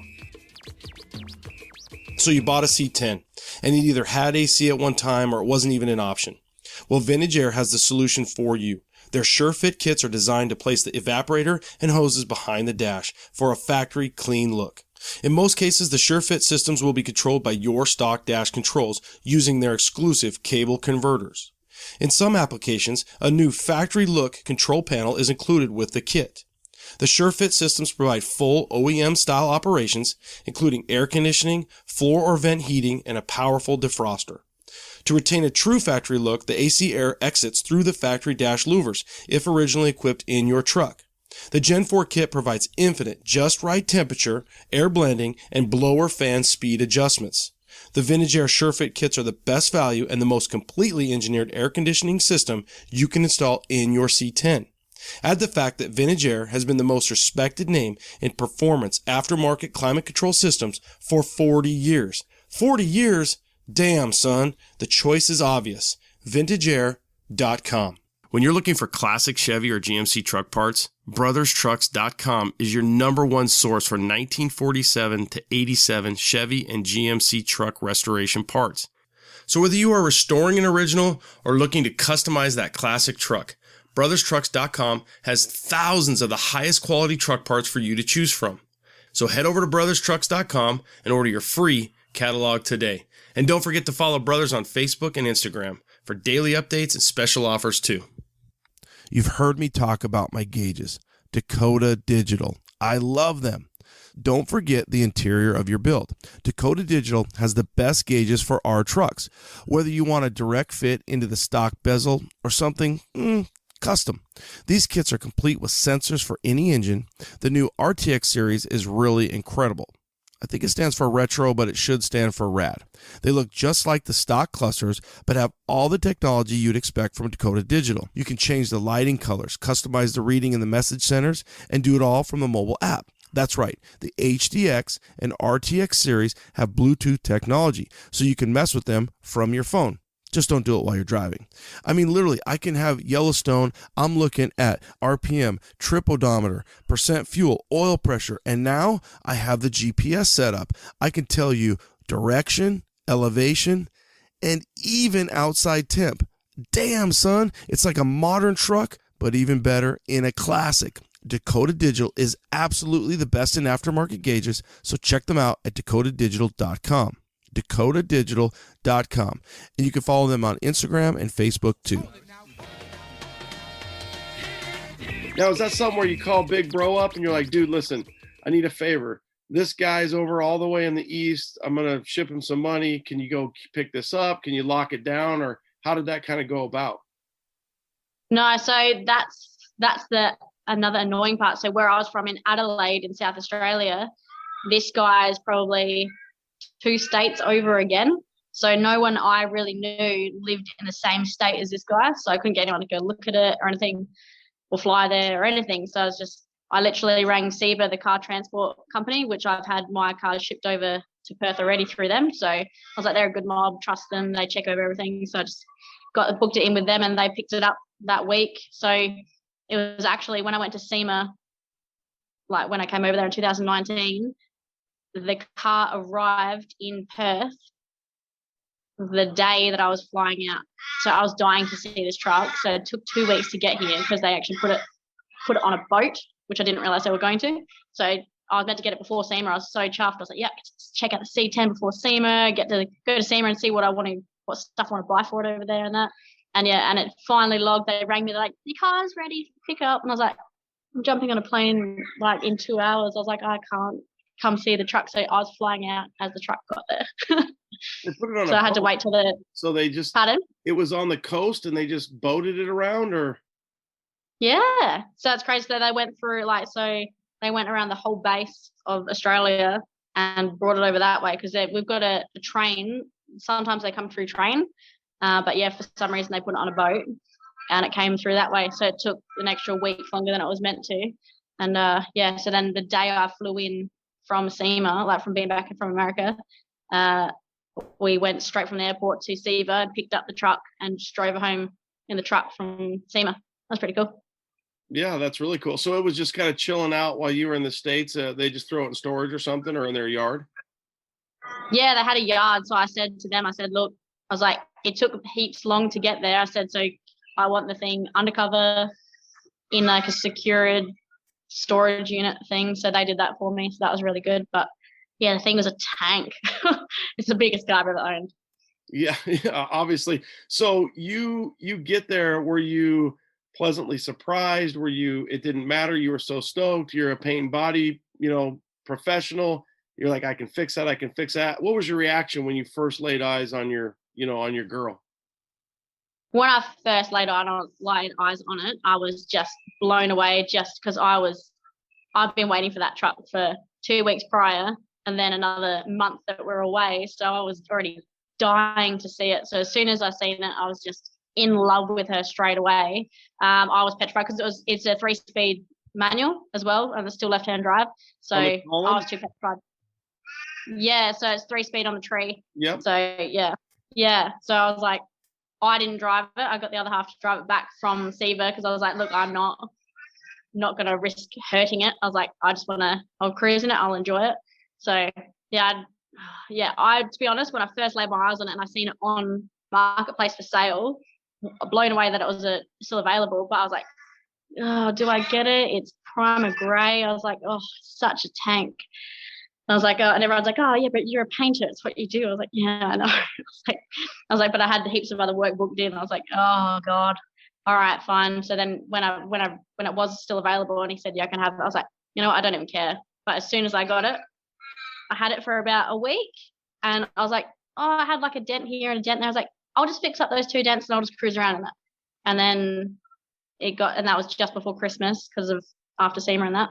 And then I fixed those 2 dents and it was probably about another week. I drove it once and then it was Christmas holidays and I was like, I can't fly back home because of COVID, like go back to Adelaide. So I was like, I was going to pull down the Chevy and start repairing it and fix it up. And that's when I decided to spray the whole inside of it and everything ready to go before I flew out to Summernats for judging it there. And then, yeah, gave it another couple of months. It took a year to get it completely finished. Oh, sure. So, like you said, it's a tank. It's a tank. Yeah. I wonder, yeah, it's massive. I think if it was painted, you'd probably find something else to fix anyways. But was there anything that you uncovered, or was the body pretty good? The body was pretty good because once it'd come from America, and then there was a couple that brought it over, and they'd done like a mini restoration on it just to get it to where it was, and then from there they had it for a few years, and then another guy, a surfy guy, bought it from Noosa, and he was just using it as his surfy truck. So, and he was a FIFO worker, so just sitting in his thing, and he was really chill, just full surfy. which is wicked. So it had the full surfboard racks in the back of it and everything, like full sand in it when I bought it. So, but yeah, so there was like bits of wear that were coming through and that, but there's lots of work getting those big back panels straight. So lots of blocking in that, and those when I bought it, the 2 straps for the doors, the rubber parts, where the doors were blown open and it just squished the front. So the doors and the guards had dents in them. So getting them back and putting all the door straps back in there so that it wouldn't do it again. Just getting those lines nice and crisp were like my main thing, because it's got beautiful hips on it. So I just wanted every single curve to just be perfect, especially if I'm putting house of color on it. I just wanted it to be nice. Yeah, I love the hips. I mean, they definitely do have nice, we call them the kind of the loaf of bread. They kind of look like a loaf of bread. Yeah, they do. Yeah. Yeah, they totally do. They're the loaf of bread C10. Every one of those C10s, not everyone, but I would say 78% of the C10s in that era, the doors have creases in them. My son's got a 66 from 4th gen, and they just fly open and they got a crease right there. It's a design flaw. Did you want a wraparound window, or did you care? Definitely wanted a wraparound window. Definitely wanted one. It's just, I don't know, something about them. Like, I've got guys over here from over east that have the 64s and 65s, and they've got the flat window. Just something about the 62s and the 63s, just love them. Like, I don't know, something to do with that wraparound window. It just makes it, I don't know, more unique. And it's got the double hump on the dash. I just love that. The double hump on the dash I absolutely love. Don't ask me why, because it's weird. It's like it's got 2 dashboards, but yeah, I love it. Yeah. And I think the GM has 1. So the GMC one has 1, and then it goes smooth, whereas the Chevy has 2. But I like the wraparound too. I don't know that I like the knee knocker part of it. That's what we call it, just the knee knocker, because you're going to knock your knees. But that's a Tri-5 thing too. Yeah. But I think that the wraparound, I just dig it because it pays a lineage to the history. And I think it just makes it a little bit more hot roddy to have that wraparound window. Yeah, it definitely does, because it's got that, say you got your 57 Chevs, your 55 Chevs and all that, like, just they all had that window. So it just makes it feel more vintage sitting in that cabin, and you can just see the whole way around you. But I guess when I'm driving it and I'm looking out the side window trying to see down the side of the panel truck, and you've got that little window, the little tiny quarter window, and then you've also got the wraparound window, so it literally just blocks your side mirror, so you cannot see. Well, there you go. Now you know why they fixed that, but yeah. Yeah. So yeah, that's a vision blocker, but so yeah, I'm gonna have to get some cameras and put some cameras in there and have like a dash cam so I can see people on the other side. But so far at the moment, while I'm cruising around, because it's still just fresh for driving around, I'm just trying to take passengers with me. I'm like, yeah, good on that side, cool, awesome, let's go. So when you designed it, you kind of had, I can't remember if the renderings came before or they kind of came after. Did you struggle with that as a person who comes up with colors for other people, and the design and the stance and just everything that you did? How did that flow for you? It was actually really easy. Like, I didn't change my mind on the color, but when I first got the car, and like there's so much happened between buying the car and actually doing it up, that when I was looking to actually get a pickup truck, all I wanted to do was either patina or a really nice turquoise color. So trying to do that, and I'd always want a white roof or something like that. I really love baby blues or greens and stuff like that. So doing that color, I really wanted that, and I looked at them on the van. One of the guys over east has a blue van, so I was like, nah, can't do the blue van. He's got a blue van. And one of the other guys has got a matte black one, in-house color satin. So I was like, not going to do matte black either. And what I actually chose it from was when I was just looking on the internet, just randomly, just scrolling through ideas. There was like a little die-cast car of like a rat-rotted kind of 55, and it had this olivey kind of gross look to it. And I was like, I actually think that with a cream offset to it would actually look really nice and vintage, classy, tough. If it had a nice flip to the color, then it would pick up the dark edges from the hips of the body. So I was like, so I literally just went into work the next day. I was like, hey, I'm just going to go for like an olive kind of style color, and just literally picked a color off the color wall and just went, cool, that's a good base. And I went, all right, I'll add more green to that, more gold, brighten it. And it was, I did one spray out and I went, all right, it's too milky, because it was a galaxy gray base. And I was like, I need this to be not so milky, but clean. So I did a half black, jet black into that as well, but with a bit more green into it. So it's got that olive pop. When it, especially under fluoros, it pops really green. And then it cleaned it right up, but still enough of that galaxy gray in it where it flips it to that old school vintage style olive gross color, which I love.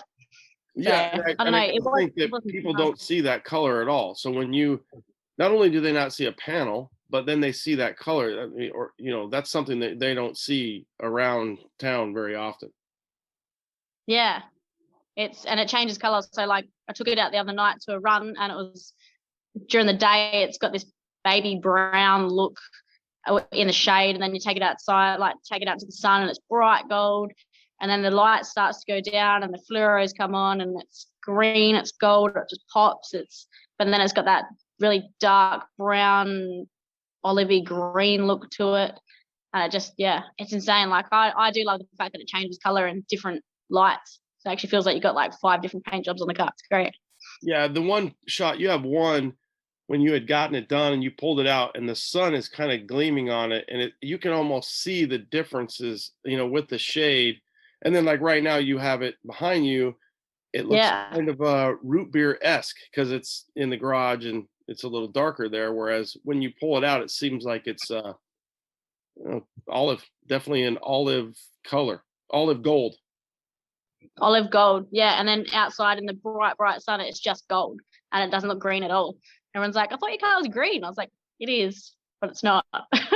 Yeah. So it just changes so much. Changes personalities.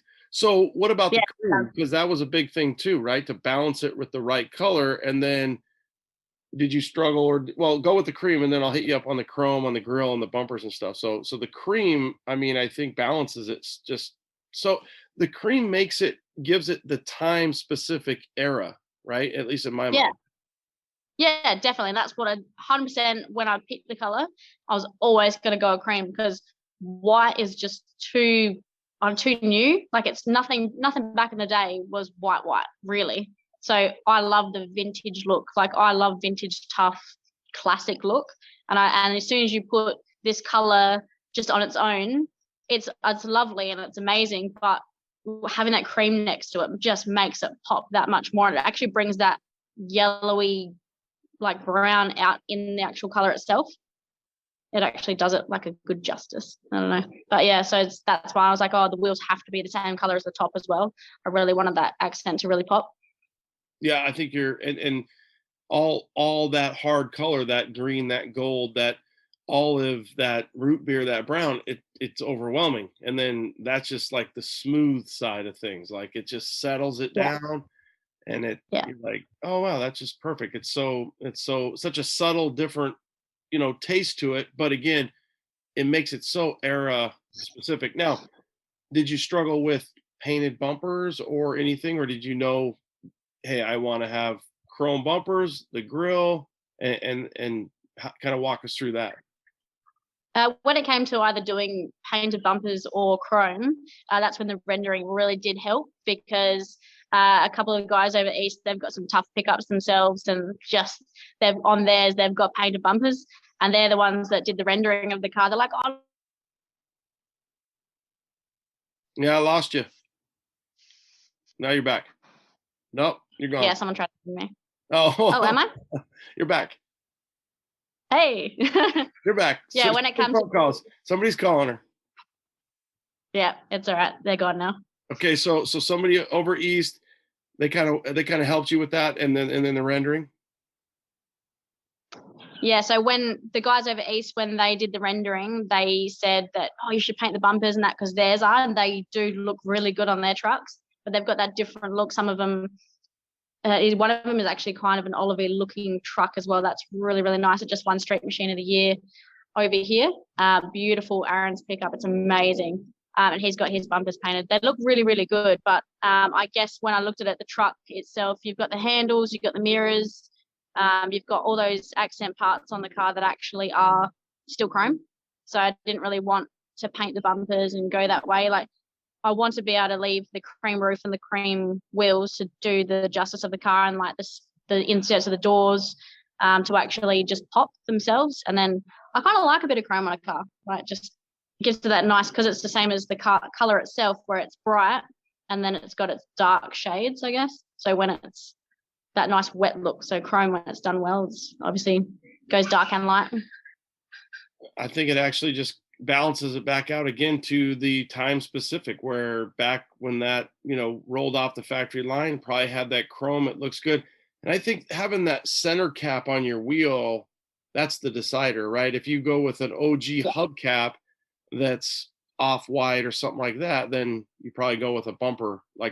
You're the color specialist, so it's cool to hear you kind of articulate through and the decisions that you made. But I think that for what you have, the color's crazy, right? So from the color sets the tone, and then you just balance it with everything else, and it's all accented just right. It's like the right jewelry and the watch and the sunglasses and the hat, and some people do it right, and you did it right. And you gotta feel like that, just like when you are working with a customer or a client and they see their hot rod done.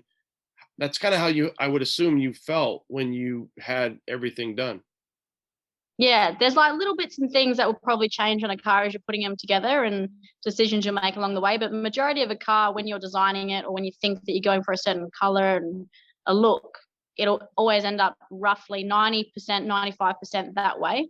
And there'll be little things that'll change along the way. So say on this, like it had the little round mirrors on it when I first got it.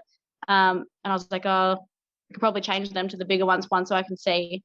Two, it's a big tank anyway. I was like, having the rectangle mirrors on it will kind of look the same as the body anyway. So they don't look out of proportion at all. They actually suit it quite well. So that was a change that I did. So, and the hubcaps, I love baby moons. Like, I love them. I'd go a dog dish or a baby moon, but I don't know, just have something that wasn't too big, not too small, but just enough. I don't like heaps of chrome, but enough chrome just to pop out a little bit.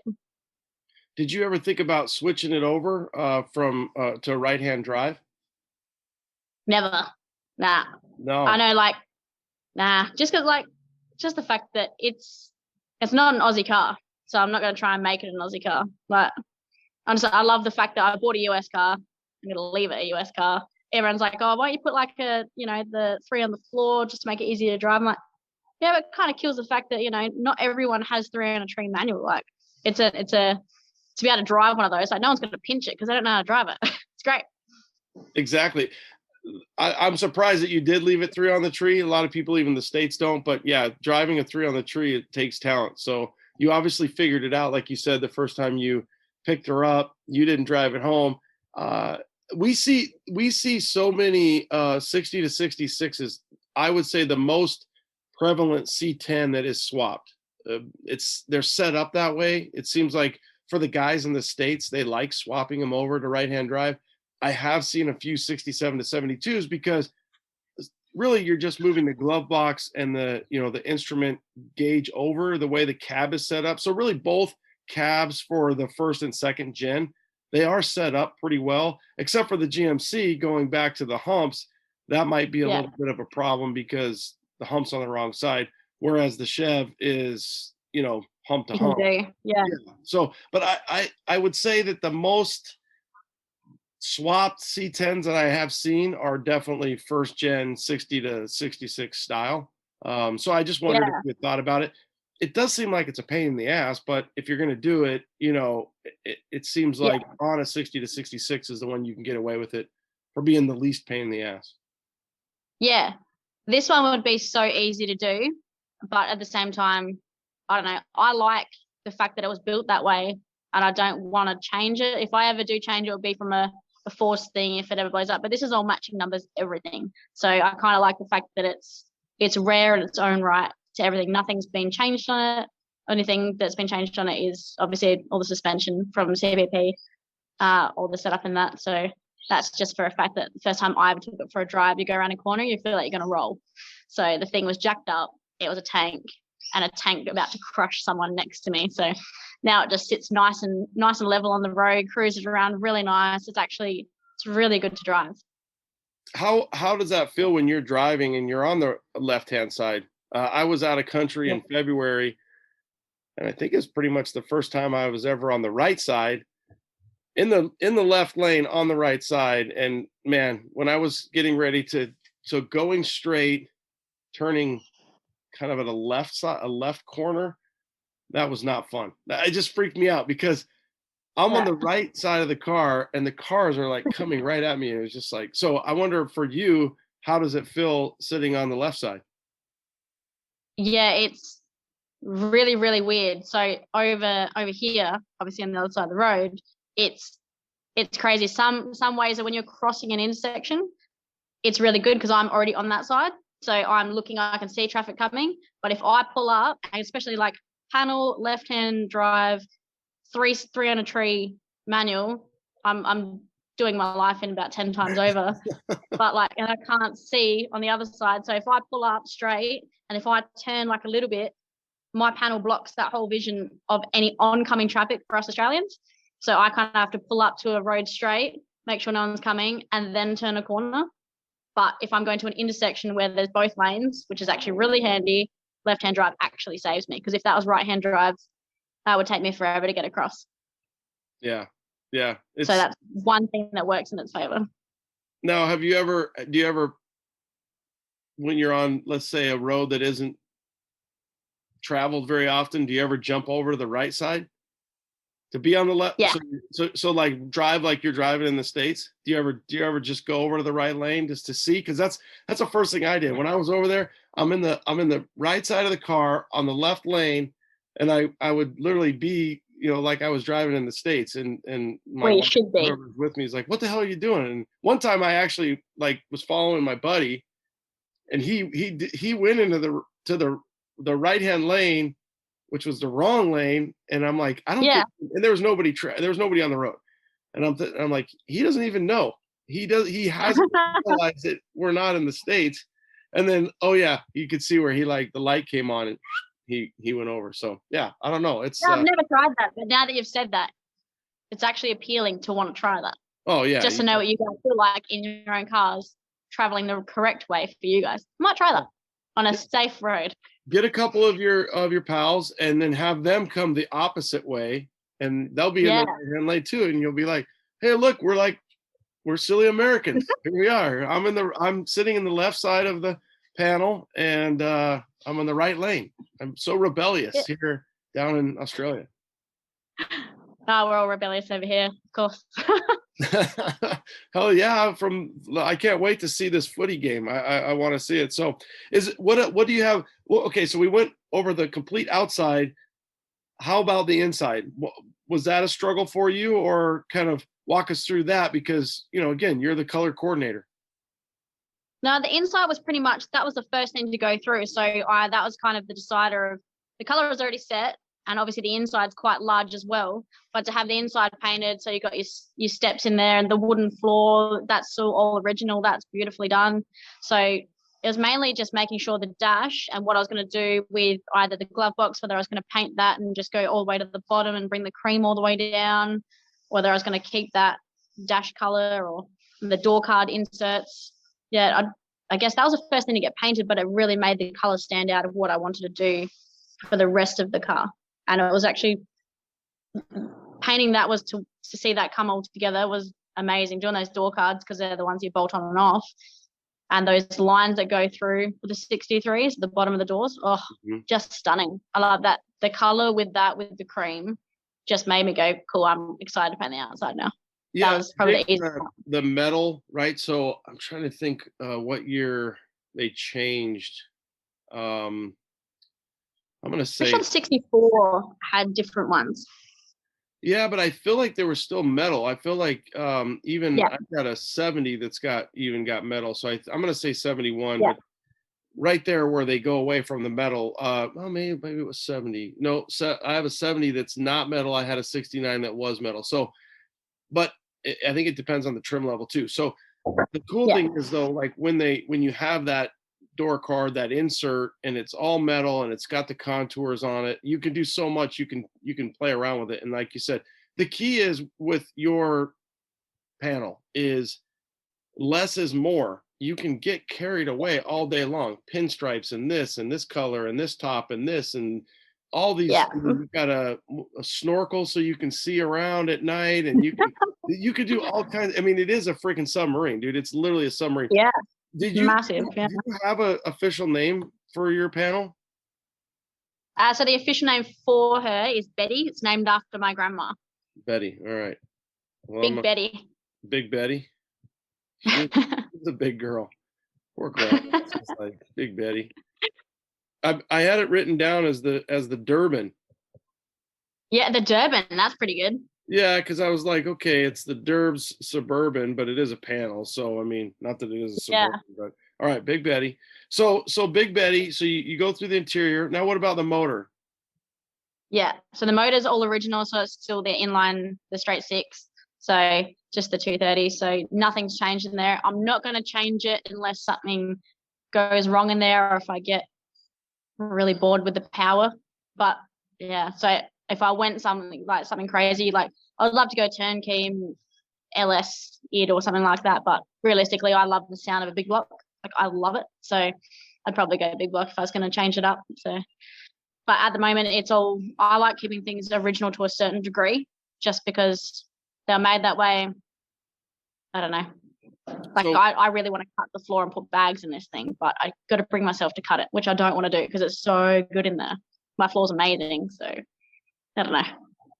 Somebody's going to send you guys from the east side are going to send you a rendering, and Big Betty's going to be dumped on the ground, and she's going to have a big block in her, and you can just hear that just Flow Masters, and I have an Orange Slice. And Yellowstone both had big blocks, but the Flow Masters with the big blocks sound phenomenal, and then that's all you're going to need to push you over the edge. Because remember, like I said, the Australians are a little rebellious. Yeah, that's why I figured I still will get a pickup, and I'll get a pickup, and the pickup will be on the floor. It'll have the big block. It'll be insane. I don't know what to do with the panel. It's a lot rarer it's hard to find a panel anywhere. So to ruin it, I'd have to have some big kahunas to do it. But I don't know, doing it with a pickup, I feel like I could have like one giant car that is like a basic cruiser, and then I'll just get one and absolutely bastardize it. So I think that's the plan. Yeah, the key would be whether or not you got, a cream puff truck, because then you'd be like, oh, this truck is so good, and I don't want to chop it up, and I struggle with that too. I'm more of a purist, but that was the biggest issue with Orange Slice is like this long bed that has this 76 graphic, and you're just like, and I just recently got to see the second owner, and he got to see it in person for the first time, and it just feels good. I look at the truck and I'm like, it feels good that we did it. And it also, when you get the previous owners, like, man, this turned out better than I would have ever thought. So, but you'll get a truck. And so if you do get a truck, you'll stay with the same generation, a 60 style, 60 to 66, or now that you've had the big wraparound window blind spots, will you go with more of a 4, 5, 6?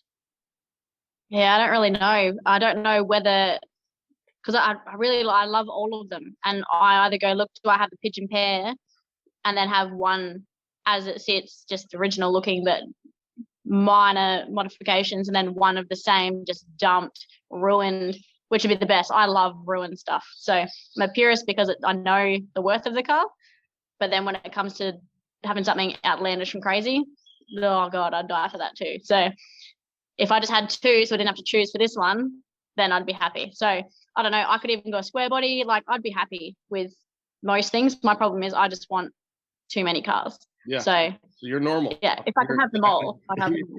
You're just like all the rest of us. It's like we say it's like a Doritos or like a Lay's. You can't just have one, right? You might as well have like 4 or 5 of them because they're so rad. What what era do you see more of over there? 60 to 66, 67 to 72, or square bodies? To be honest, over here, especially in Perth, there's a lot more of of my model. So there's not many square bodies getting around. There's a couple, but yeah, they're more of the 60s style and but mainly pickups. So over east, it's really weird that I know two people with panel vans, but because it's that you just don't see them. But I randomly know two people with them with the flat windows. So that's why, and I've left over there, and they're from my hometown. So like, you've left and then you've bought a panel van, like, come back and cruise. I'm like, no, I really want to, but yeah, trying to get across the borders now sucks. So I don't know, maybe one day we'll all cruise together. But if you drove that home, how long does it take for you to get home? If you were to drive Big Betty home to Adelaide? Yeah. 4 days. All right. Yeah. So I guess that's like driving, I guess that'd be a bit like driving to, I guess Mississippi, or from Cali to East Texas. So yeah, okay. So 4 days with an inline six cruising at, I don't know if we can do the kilometer math right now, but 60 miles an hour. So that'd be, so yeah. 60 miles an hour would be, was that like 90? What does she cruise at? Kilometers? She cruises pretty good at what is it? Well, you probably have the original gauge cluster, so you look at miles. Yeah, so what does she cruise at then when you're looking at her miles per hour? Yeah, I'm pretty sure miles per hour we're looking at, is it 90? What's that, 70, 75? That's pretty fast. I haven't driven it a bit. Yeah, I'm trying to think miles per hour because I don't drive it all that often. Because I've got miles per hour dash in my other car as well, my HQ. And that's like, so I think, what we're looking at, 80, 75, 80. That seems fast. Yeah. For an inline six with the gearing, I don't know. So they're not in mine. So they're built to go 45 to 60 probably, but then speed limit goes faster and faster. But back in the day, I'm just trying to think about the different miles per hour to kilometers. But our roads over here are pretty much 100, 110. But driving that across the Nullarbor to go home, you'd be looking at, like, you got kangaroos, you got emus, you've got all the wildlife in the world just loves our outback. So I'd have to put a bull bar on that thing to take it across the Nullarbor and then take it back off and change it over, because like a big they're insane. Something that something just a kangaroo just like run into the side of that thing. Like, they're insane over here. The kangaroo killer, you're gonna put a big old bar on the front of that thing and freaking the koala killer and freaking be freaking roadkill along the way. If it was my C10 front end or a kangaroo, I'm sorry, but I'm picking my car. yeah, we can get another kangaroo tomorrow, or the next hour along the way. So, do you hit a lot? Do people hit a lot of kangaroos just driving across the country? Yeah, they don't get out of the way. They just jump out in front of cars. Sometimes they do, but it's like literally the kangaroo in a spotlight kind of thing. What they always say is literally they'll see you, and it's like that slight thing of, are they going to move or are they not going to move? Like, they got like roo-shoo things where it makes noises on the front bumper, and it makes a noise and makes them go.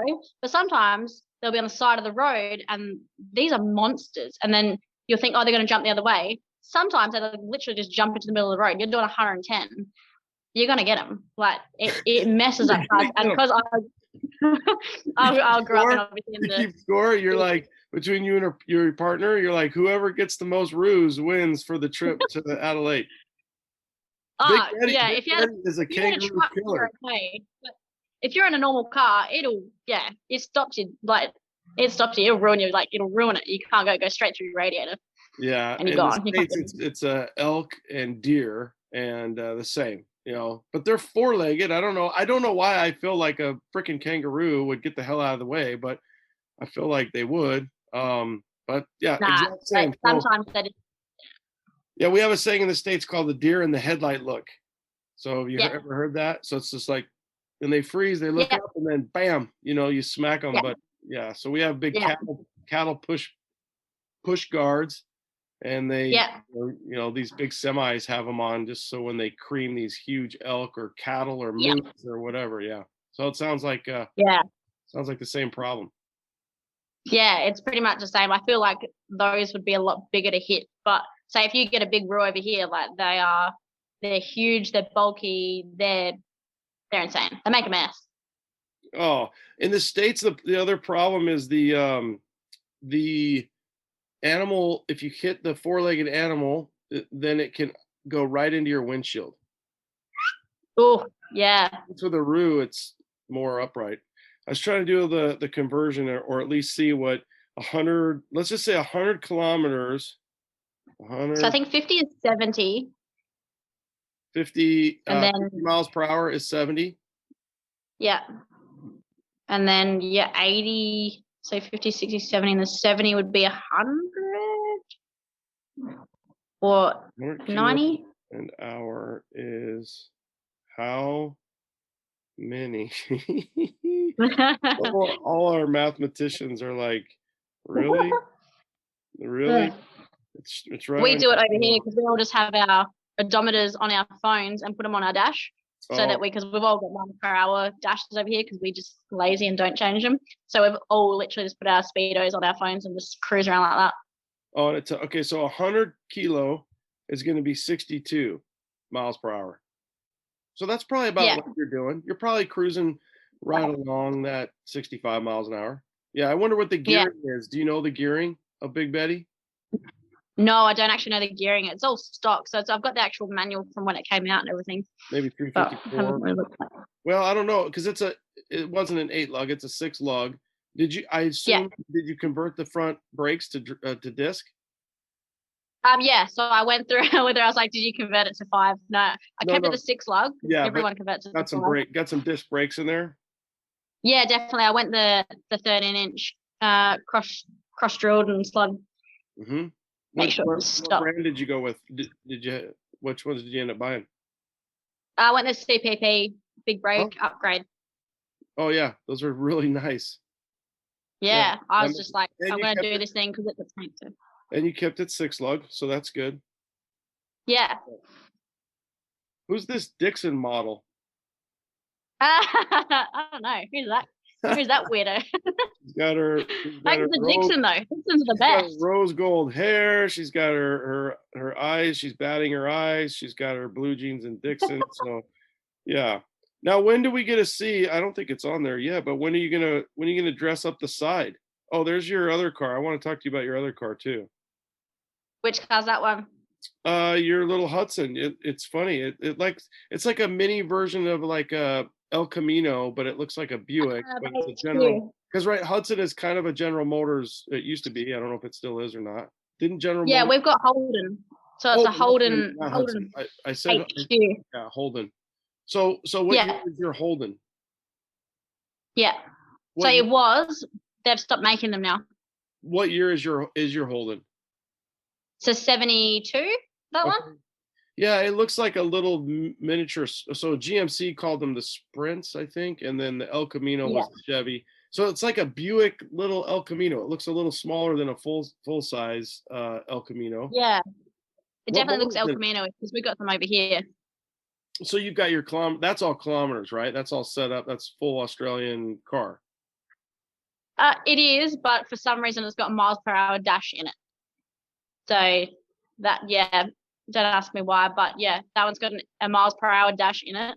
And I'm pretty sure so does my XP, because I got an XP Falcon as well, and so that's more of like your Ventura, I think, but it looks kind of like that.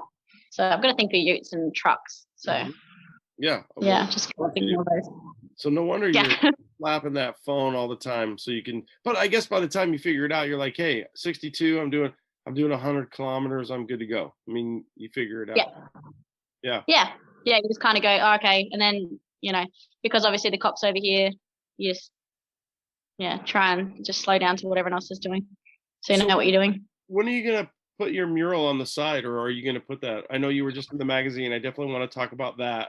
Are you going to do the Durbs Kustoms on the side, or are you so nervous because you're like, I don't want to mess it up. I want it to be perfect. And I have anxiety about screwing with Big Betty. I want to leave her alone. Yeah. Massive anxiety. I can only imagine. I'd have it laid out so many different freaking stickers and measurements, and I'd be like, oh my God. But nobody else is gonna know. It'll be perfect. Just know that. So are you gonna kind of do it on your shirt, that Durbs logo, and just put it over the side? Yeah, so the Durbs logo is meant to be going on the side. It was meant to be going on the side last year. I was going to get the guy that taught me how to sign write out to do it. So then he was part of my truck as well. And I want it to be absolutely perfect. And he's amazing. He's done the sign writing on both of the other trucks from over east. And I really want it on there. I am super nervous. He was going to do it live at our hot rod show over here. So I was going to have it on display. He was going to sign write it up at the show, and COVID hit, so he couldn't come over. So it's been a year now since he's meant to have come over and do the truck for me. So I still want to get it done, but I think I might get a magnet done, a big magnet of it done first, and put it on the side. Make sure I'm super happy with getting it done before I ruin or not ruin the side of it, because once it's on there, it's not coming off. Yeah. I could see where I could see where you'd have a little anxiety about it. And it's funny how that happens, where I don't think you'll change it, but how that changes, where it's like, I'm 100% set in stone. This is what I'm doing. This is the rendering. This is what we're going with. And then things change. And then you look back, and I know it's a horrible analogy, but my wife and I we lived in this house for like 3 years before we remodeled the whole thing. And we must have changed our mind 1,000 times. And now that the house is remodeled, it's funny to think like, what the hell were we thinking? That we were going to put this room here and this here and this here. So I don't think that that's a big change for you. I mean, I think the second you probably got the panel, before you even took ownership of it, you probably played it out 1,000 times in your mind. You're like, no, this is what it's going to be. And I think it's good. I think I'd probably be stressed about a guy doing it at the show, but versus like, he's really good. Let's take 3 days and take our time. But I like how it's like, dude, this was done at this show. He killed it. He's part of the truck and part of Big Betty. And so that's he's amazing. He's really good at his job. Is that the biggest thing left to do? Yeah, definitely. Other than if I'm going to change anything, like do anything with the floor and thing like that to lower it, that'd probably be the next biggest thing to do. But yeah, it's a big thing for me being paint wise. It's huge. Yeah. What about, so do you have any drop on it right now? You have a little bit of a drop, right? Yeah, I've gone 5 all the way around. Mm-hmm. So you want to maybe go a little more? Oh God, yeah. I'd love the thing on the ground. Yeah, but it seems like you're not going to do that. Yeah, I don't know. But, I'm a girl. We change our minds. You never know. I mean, have you ever like played with it in the shop to get it like as low as you can, or throw a bunch of concrete in the back, or pull some stuff? And no. Yeah, because I think you do know that when you see it, you're going to want to do it. Like then, like you're not going to not want to do it. I don't think anybody says, oh no, I don't want to go, once they see it low, because a 60 to 66 in my mind, they look great. They look effing great laying frame. I mean, a 60 to 66 is probably my favorite C10, or I guess the percentage of how good it looks goes up so much when it is lower and lower and lower. I mean, and I think Dell, I'm not going to say Dell is the first guy ever to put a 60 style truck on the ground, but I've got a 63 out here and I look at it every day and I'm like, a 60 to 66 with smoothies, it looks so good on the ground. It just looks so good. They look amazing on the ground. But like Dino, for example, his panel is, what is 63 panel. The way he has it set up, it does look really good because he has it set up with the rake and it looks like a hot rod, but I don't know. I think that you're going to, if you play with it going lower, it's going lower. It's going to happen. Yeah. Oh, definitely. Once I see it, like I want it to go lower, but it's just about cutting that floor. Doesn't faze me, but cutting that floor would kill me. But once it's done, it's done. And I'm never going to sell it. So, I might, and I very well might, but yeah, I don't know. That's a future thing. I'm gonna send you some pictures. So we were out in Texas, and this guy picked up a 60, I think it was a 63, probably one of my favorite trucks out at LST this year. Anyway, this guy worked for Porsche, and he had this original camper truck 63. Dude, this guy put it on the ground. This thing is just laying, and it looks so good. One thing he had was the original wood, and it was still stamped 63. So he still had, and you might even be able to see it on yours. If you look, do you have the stamp on the wood? Have you looked at your wood? I haven't had a look, but it's everyone said it's original in that thing. So yeah. So, and I might even have taken a picture, but center plank in the middle, right in the middle, it had a stamp, and it was like 63. And we're like, dude, this is the freaking original wood. And dude, he slammed the whole truck. So it's crazy how it's crazy. She's she's walking us around. I have to walk, and you're about to die. 1 sec. The battery's about to die. Oh yeah, the battery's gonna die. We better wrap it up. So that's right. I'm gonna. While you're walking and gonna plug us in, I don't think it'll mess with the audio. I hope it doesn't. But you posted your paint video, and that thing has over. I don't know. In New Zealand, we just talked to Matt. He can't see the views and stuff. Can you see the views in Australia or the likes? We can't see the views, as in I can't see everyone else's. I can see mine, but that's all I can see. Okay. So yeah, I just wanted to let you know that your video, and I reposted it. I'm like, send this to me. I want to repost it. You have over 100,000 views on just you painting Big Betty. So that just shows you how cool the vehicle is, rad you are as a female painter, and then the color and the whole evolution of that. So that's got to feel good too.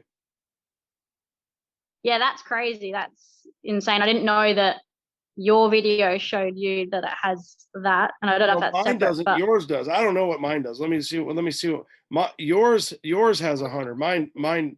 I don't think you. Yeah, you have them. You have that for sure. Let me look here. I want to look your video because it starts out with that mixy paint thing, which is so cool. Okay, here it is. No, that's not it. That's something else. Where's your mixy paint thing here? No, more Dixon modeling. Hold on. Damn it. I thought it was like right here. Let me look. Let me bump over. I'm pretty sure yours was like 105. And it doesn't really matter. It's just that it's so cool that so many people get to see that. And, it's just rad that you mix this paint up. And yeah. And I don't really care about how many I have. So I just wanted you to know how many you have. But here, let's get over the magazine. Let's go over the magazine. So while I'm yapping about that, I'll look at the other stuff. But so that had to be a huge honor. I know talking to you as we kind of built up to the interview, that was just like a dream come true for you to be in, make sure I say it right, Street Machine Mag, I think it is, Street Machine Mag. Yeah, Street Machine Magazine over here. It's like biggest our mag, right? Bible of, across Australia, it's our Bible of car magazines, really. We've got lots of other car magazines, but that's like the pinnacle of if you've worked super hard on your car, like us street machiners and all rods and everything, like everybody would love to be in that magazine. And that was my first magazine I was ever given as a car magazine. And I was like, and back in the day when I was only like 15, 14, back then when I got the mag, and all I thought was like, you had the other model like magazines with the models on the front with the cars. I was like, it'd be so cool to be in a magazine, but it would be like cool to be in there for the right reasons and like because you've built something that you can be proud of and and have something on show that you've worked really, really hard on. So when Big Betty got in there, I was just I'm just blown away. So it's in this current issue now, but just wow, like I'm just really honored to be in there with like so many other people. Like so many friends of mine have actually been in there with their cars, and it's the biggest honor you can probably have over here in Australia to be in that magazine. So and the fact that she got in and she's still a stocker, like it's all original and everything, but so to me it's not like an insane street machine build. It's just a cool cruiser, really. Yeah. And do you think because it's so unique and obviously the color and just your resto mod style that you kind of did and just, I mean, for me, it's the story, right? I mean, you find rad rides to put in there, you find cool stuff, but then you have this whole story of how you got it. COVID hits, you did it, you built it, you painted it, and now you've got Big Betty. The next thing you know, you're kind of modeling in there too, right? So they have you, I know, modeling, but you're chilling out with your girl.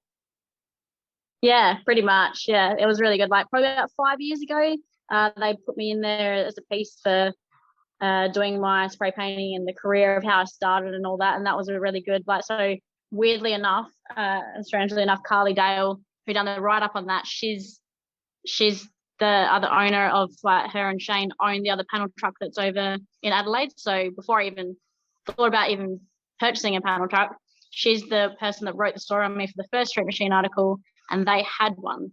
So, and they've also got Holdens and all that. So it's just this massive whirlwind of, like, everything all kind of just works out as connected and everything. And like everyone in the car community over here just really sticks together, gets behind one another. And that's why we love our big car shows over here. Just, I don't know, it just brings everyone together. Everyone in the car industry over here across the whole of Australia, you might not see them for like a year in between car shows, but it's like you've never left them once you catch up with them again.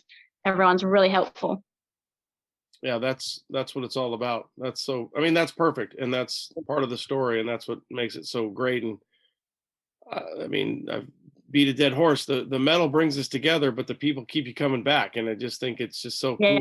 It's the culture, the people, and our job is to continue that and make sure the next generation know that that's our job, to keep building rad stuff and ruin rad stuff and make it the way you want it and make it individual, but keep welcoming people back. And in the States, one thing that I mean, because I'm friggin' ADD to the max at car shows, obviously doing interviews and stuff like that, but I love going to shows where people are just kind of grilling out and it's a family affair, and they're, and you walk over, for me, I walk over and they'll be like, come here, eat some food. And 6 times later, I'm like stuffed and I can barely walk to the next interview because people are giving me beer, soda, water.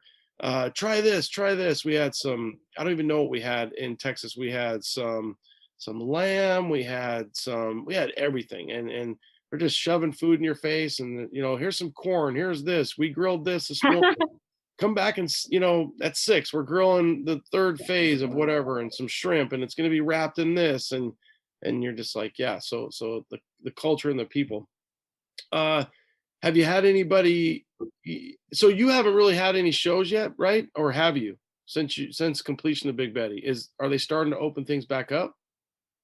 They're starting to, but then there's like little outbreaks here and there that it kind of hinder things. So with Big Betty, for the first show, because I'm involved with the Summer Nats stuff over here doing the judging and that, we actually had one at the very start of the year, Motivation, in Perth. So that's one of our bigger car shows over here, and Street Machine people got involved for that. So I actually got to work that one. And that was her debut, I guess. So that was the first time I took her out in public.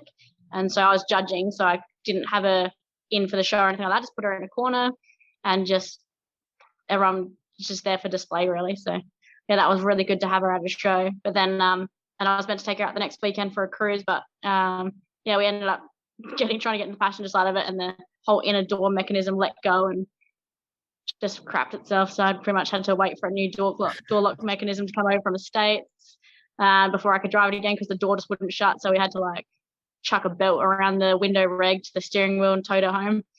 So yeah, it's been a bit. So I just took her out last weekend for a first proper cruise out, so everyone can actually see her, prove that she actually runs. How did she do at the show when you put Betty in the corner? Nobody puts Betty in the corner, by the way. No one puts Betty in the corner. No one puts Betty in the corner. I did. How did she do? Did she get some love, tucked away in the corner? Yeah, she did. Like because everyone's been like following the build that I've been doing. Like I was really excited when I got her, so I was posting about that, and then I've been posting ever since I've got her of what I've been doing to her. So it's kind of like everyone's kind of been involved with it. So it's been really good. So people at the show, and because I was busy the whole weekend running around, and the guys from over east couldn't come over and help work the show, so we'll run off with our feet. But I was getting stopped a fair bit, and everyone's saying like, how much different and better it even looks in person to what they see like through my photos on Facebook and Instagram and stuff like that. So that was like really nice to hear, because I've put a lot of hours into that car. But yeah, so for people to turn around and go, like, she looks amazing. You've like, the lines just look stunning. The color choice is amazing, which is obviously a big thing for me, because I just like had in my head that I wanted a certain color, made it, and just literally went with it. Didn't ask anyone's opinion and just chucked it on the inside of it. I went, you know what? All right, that's cool. And because I've seen it in primer, I bought it in primer color, and then I primed it once and it didn't change color. Primed it again, didn't change color.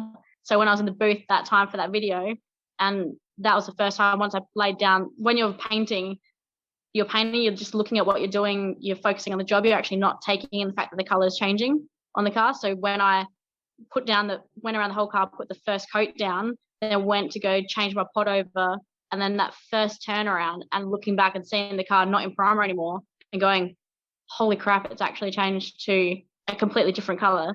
That's when it literally blew my mind. And I went, wow, she's actually changed. And I didn't realize that until the first coat had actually laid all the way down. So during that video that I posted, it didn't sink in that I was changing the color of the car. It was just a job, and just get it done, focus, lay it down nicely. And then, yeah, once you turn around, you go, wow, it's a different color. Blows your mind. Yeah, that's cool. And the reinforcement of you picking your own color as a color specialist and color counselor is just, I love it. Now, what does House of Color think? I mean, does it have like its own Betty name, or, I mean, and did you save some of this? So if you ever need it, could you, if you need it, you have it, or would you have to remix the cocktail? I just have to remix the cocktail, and that's where it's actually funny when you say cocktail, because it's actually named, the color itself, I've named Dirty Martini. So that was just, as soon as I made it, I went, oh, it's like a dirty olive martini style, like a dirty, gross color. I was like, Dirty Martini, because I really love my drinks. So I'm like, yeah, it's a good thing at the end of the day. I was like, it's like a old school fancy style, James Bond style Dirty Martini. I was like, yeah, that'll do. Good color for it. What is it? Stirred, not shaken, I think. Stirred, yeah. Yeah, shaken, not stirred. Yeah. So yeah, name then. So they gave you a House of Color Dirty Martini name, and probably have that color now, right? Yeah, so that's the thing. Like, so that's the cool thing about House of Color as well. So when you design your own colors, especially through us, if we design it for you, you get the rights to name that color. So I've designed my own color, named my own color, and that will forever be my color. And so if I ever do a custom mix, say for you, and I specifically go through what you want to do and design it with you, you get to name that color, and that becomes the color. And then you get to choose whether you want to give that out to people or not. So at the moment, I'm the only one with Dirty Martini. And I've had a couple of people ask for it, and I will give it out. I just wanted to make sure Betty was all painted up and done first, and then everyone else can have my color. Yeah, you're like, let me hit 3 shows first, and then you can. Yeah, before everyone else does my color. Yeah. With COVID, you're like, Chuck already beat me to the show. Everybody's seen his car, and freaking Betty's in the corner again, and I'm pissed about it. Yeah, pretty much. But I'm not too phased with that kind of thing. It is nice that everyone, like, I've had a few people over Instagram over in the States that have asked for it as well, and I'm like, oh, that's really nice. Yeah, I think I feel like a I don't know, like a 35 Ford, a 32 coupe, something like that. I could see that color being on there and just popping. Obviously, the wheels, some kind of salt flat wheel, and you'll have fun with it, and people will request the formula. What's the most popular base color that you do either see kind of recommending, or that you see at the shop a lot? Like for a while, it was like the House of Color tangerine. I mean, like, I saw that. Yeah, tan yellow and all that. Oh my God, I love it. But then we saw it all the time. Is there a couple colors that you base out a lot? Yeah, so I don't know what you guys have over there, but over here we've got Mazdas and Mazda Soul Red. And that's just a stock color for a normal car over here. It's a like a 3-layer style candy on a normal car, and it's like a soccer mum car. So like, it's one of those ones that goes to the shopping center and gets dinged a lot, and you're just like, why would you put a candy on a soccer mum car? It's crazy, because like, we have to try and match that, blow it in, do all this crazy stuff. So with House of Color, everyone's driving behind these Mazdas, And they come in and see us and they go, I want that Mazda color, like something like that. That candy. So candy reds over here went insane. So you got your brandy wines, your apple reds, mixtures of all those, and they were super popular. They still are. And then next after that, you'd probably have to say your next favorite would be your root beers. But then this is where, like, say, if people come in, I'll give them the option straight away and go, look, you can have that. That's no dramas. But don't you want something personalized? Something a bit you like that, but do you want something a bit more special? Create it, change the base up, a bit more bling or a bit more candy, or that's when I just want people to get excited about their colors and try and make them, have their own color. They can design their own color, name it, really get involved in their own color. If they're respraying it anyway, you may as well. Yeah, that's cool. Yeah, I think the some people just can't put it together though. They don't have the creativity, so that's where they have you. So that's a good thing for you. I also like that you guys, or that you reference the soccer mom, because that's hilarious. Is that what you call the moms, the soccer moms over there as well, because that's definitely the Ugg boots, soccer moms, Starbucks coffee, the whole profile. Yeah. That's what we have. Yeah, we don't have the Starbucks. Oh, we can't have Starbucks here, but not really. But yeah, same thing. Like, yeah. What's the big coffee shop in Australia? Is there one that is on every corner or no? Not really. Everyone loves their Macca's coffees over here. Like, really loves them. They're actually pretty good. So McCafes. Like a McDonald's? Yeah. So it's a McDonald's drive-through coffee. It's actually not too bad. McDonald's, I think they say, is one of the best rated coffees. So makes sense. Yeah. Do you guys still have yours like on the percolator thing, like where it's sitting there in the pot? Or like, because we used to have that back in the day when I worked there. And I've seen it in a lot of your like videos and stuff over there, like in cafes and stuff. I don't know how it's changed. At a restaurant in a pot? Yeah. You might see that you'll see that in a diner. You won't see that probably in a McDonald's anymore. They just got Circle K is a real big convenience store here. QT and Circle K are the bigger ones, or 7-Eleven. They just switched those out. Pretty much COVID. They switched. I don't think it has. I don't know if it has anything to do with COVID, but they switched them out to like a fresh brew. So it's like a grinding, like a big thing. You push the buttons, boom, it drops the coffee in, it grinds it right there. It's super fresh, and it's just a fresher pot of coffee for sure. Yeah, that's cool. But if you go to like a diner, any type of, I doubt Denny's or Perkins or whatever, those like Flo, from the movie, she's still serving coffee out of a out of a pot. Yeah, out of a pot. At the fire station, there's 3 pots going all the time. If there's not, something's wrong. So yeah, we've got a big that makes sense. And there's coffee just all the time. And we don't have a fresh brew. Well, the big thing here in the States too is the Keurig. So every home has the Keurig where the drop the cup in the Keurig. So that's a little machine with the little cup. One little cup. The little pot full of coffee. The pod. Yeah, and it has a little lid on the top. You drop it in, and then you close it, and then you get one little cup of coffee, and then just bam, bam, bam. Like an espresso?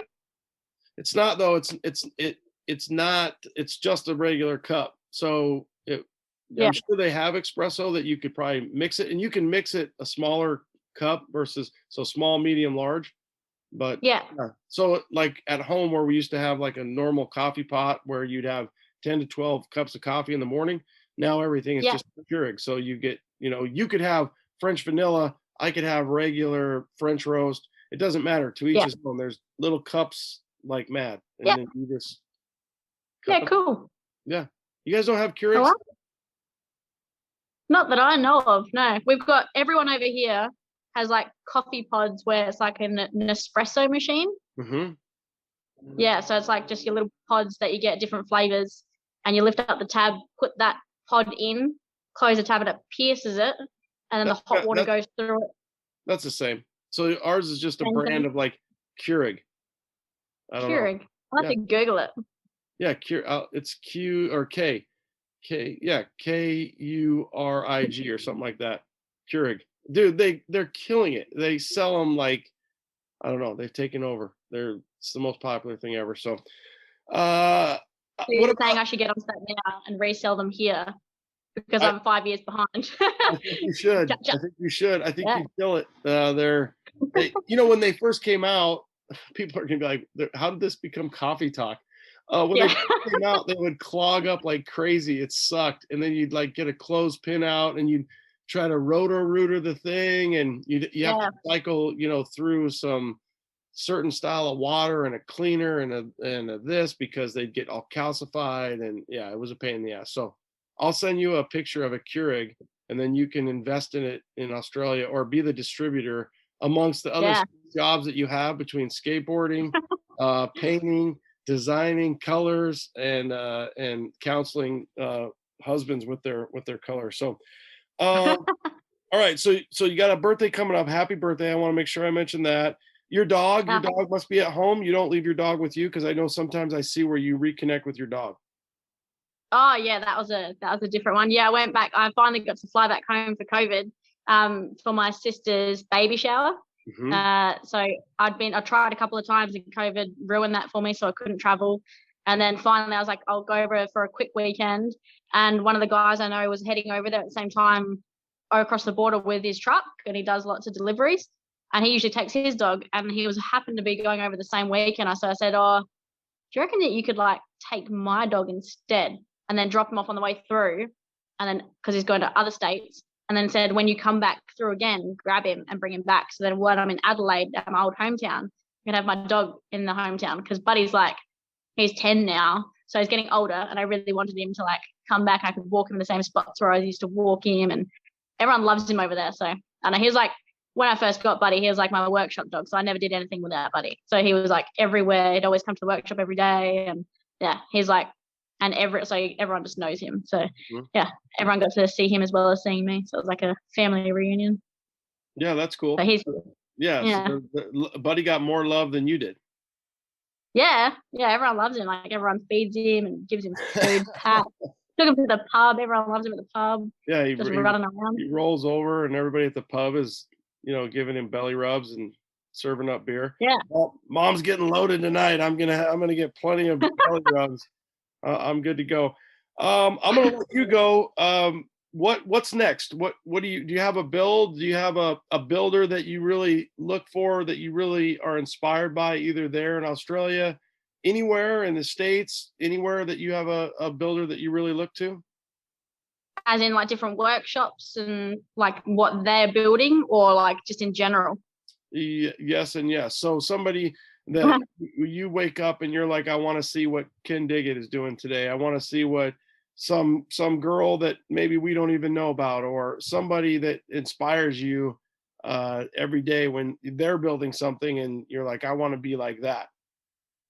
Yeah, mainly when it comes down to it, it's because my life is so paint orientated, I'm always looking at car wise, you're probably looking at the Robs and the Showtimes over there, everyone over there that's been doing mad stuff on their cars. And then when it comes to inspiration stuff, mainly I'm obsessed with Googling paint and stuff like that. So it's all the guys over mainly in America. There's a few guys over here, Smith Kustoms over here in Australia. Insane work, really, really good work. And over there you've got Andy and all that. I don't know how to pronounce their last names over there. But all those boys, it's mainly American people that I follow over there. And say, what's her name? Over in the States, Pixie. I can't remember her name right now. I think she works with Christy Lee. Does she work with her? Yeah. Just insane. Pistons and just the girls over there are killing it. Yeah. Yeah, they're absolutely killing it. One of the girls I think that does really good is Bogey. Do you follow Bogey at all? Yeah. Which is cool, right? So you have inspiration all over. Is that something where you think you'll stay doing color match stuff because you like that and you're so good at it? Or do you think you'd ever be behind the gun 5-6 days a week again? I don't know. I love doing what I do, but I don't know, say I never knew that I'd be moving 2 years ago. If someone told me, oh, you're going to be living on the West Coast and being a technical and sales rep for House of Color, I probably would have like laughed at them and said, yeah, sure, whatever. And saying I own a C10 panel and that it's done and finished and painted. That's not where my life was heading 2 years ago.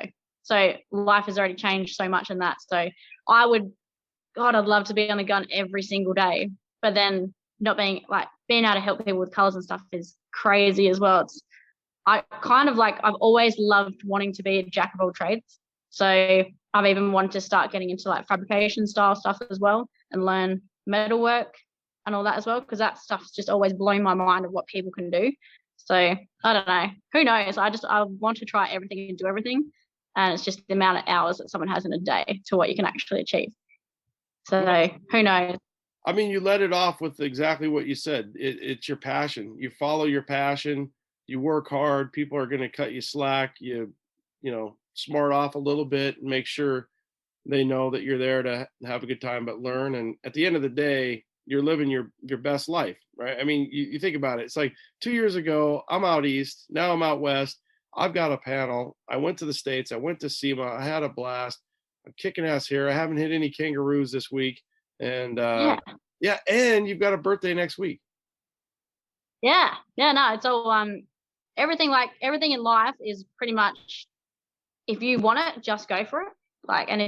No one's going to make it happen but you. So if you really want to do something, just try and do it. And if it doesn't work out, it just doesn't work out. But it's at least you tried. So that's what I'll always want to do, and I'll always keep doing. And I just love being creative. The more creative you can be, try something different. One day I'll do something or create something that'll just be like, wow, where did that come from? But you never know. Who knows? But I'll never stop trying. Oh my God. That's it. Every little kid out there, if you just listen to that, quit talking about it, quit crying about it, just get after it. And if it doesn't work out, plan a little bit. If it doesn't work out, change your plan a little bit. Yeah, exactly. Motivation is everything. Okay. From Australia, we've got her Instagram, chick_Durbz, DURBZ. It's that easy.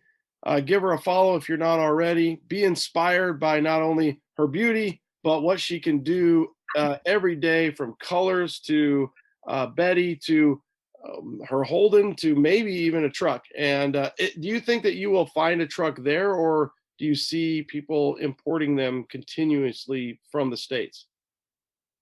There's one guy over east that does import them, and I always keep an eye on what he's got, because he's bringing some cool stuff over. But I'm also keeping an eye on just other guys that have theirs that are just changing up for some other weird reason. Like, it'll be one of those things where I'll go, look, I'm looking this week, and if I find something, I find it. If something's meant to be, it'll be meant to be, like the truck. So I'm not going out chasing things. If it happens, it happens. But yeah, I think more than anything, I'll just either get something that someone's already imported, I dare say. But it'd be nice to have something that someone hasn't done too much to, so I can actually do it. Yeah, I mean, the trucks are going crazy in the States, so that obviously just, I can't even imagine the percentage of it goes up just to get it imported. And then the value probably is the same. If they're going up in the States, then the value is going to be going up there too. So you better get one. They're going crazy. I'm just telling you. It's nuts already. I'm surprised I got this one when I did. COVID tax. I don't know if that's a thing over there, but everyone seems to be jumping on the COVID tax bandwagon. Yeah, it's nuts. Everything's gone up by double. Yeah, because the COVID tax is because everybody's sitting at home. They're working on their stuff. You can't get any parts. It takes forever to get more stuff. So you're right. I like that perspective. Hey, I'm glad I got my panel when I did. I got it right before COVID hit. Again, it was meant to be. And then your parts, you got your parts before people were running out. There's parts now that are taking 6 months easy just to get, just basic stuff takes that long right now. So people are really having to plan out their builds. It's going to be interesting to see what happens for SEMA 2021 just based on parts alone, because if you don't have the majority of your stuff, you could derail your build just based upon not having the parts that you might need. Yeah, preparation is everything. Yeah, I think car shows should be cars for car shows should be built like a year ahead of time. Yeah, I think unfortunately our world doesn't work like that. We work at like a day at a time and we run wild. Anything that you want to, as you have the C10 Nation as your audience right now, any last parting words that you want to comment or advice or thoughts or anything from a crazy Australian to a crazy American? Now, all I can say is just keep the videos and all that of the cruises going, because everything through COVID lockdown, it just sucks. And like seeing everyone out cruising, enjoying their cars when they can, their builds, sharing knowledge, all that, everyone in the C10 world and just in the car world in general, it's just so good to see everyone working together, sharing ideas, helping each other out. If someone's stuck on ideas, like even like, so you guys are doing your thing over there, and then over here, we're just trying to suck the knowledge from you anyway. So like, we just love seeing what you guys are doing, no matter what, whether it be us or whether you, but just love the community of C10s, whether it's still across the globe, is amazing. And now I'm really proud to be part of it. So thanks for having me on board. And I really appreciate you guys taking your time out of your day to have a chat to little Australians. Yeah, that's what it's all about. You guys keep cruising out there and know that more than just your neighbor and your sister and your mom's watching it. People from all over the country are watching. And at the end of the day, enjoy your rides, have fun. And like you said, just keep cranking, keep doing what we're doing. And that's really what it's all about. So we're stoked to have you on. Stay on. All right. That's it. You guys check her out. Rachael Durbz.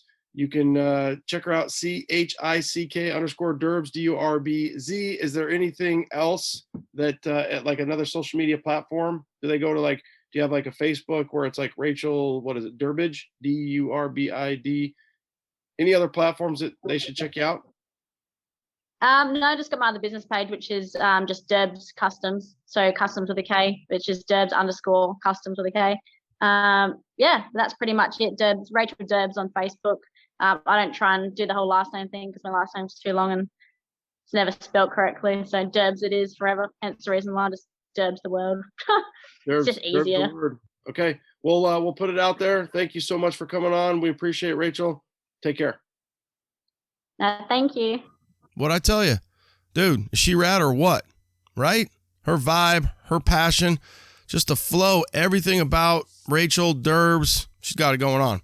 Happy Easter. I'm not sure if I mentioned it at the beginning. I want to let everybody know, happy Easter. Have a great weekend with friends and family. Hopefully you're enjoying your trucks and the weather and everybody's happy and healthy. All right, guys. Thanks again for tuning in. Late.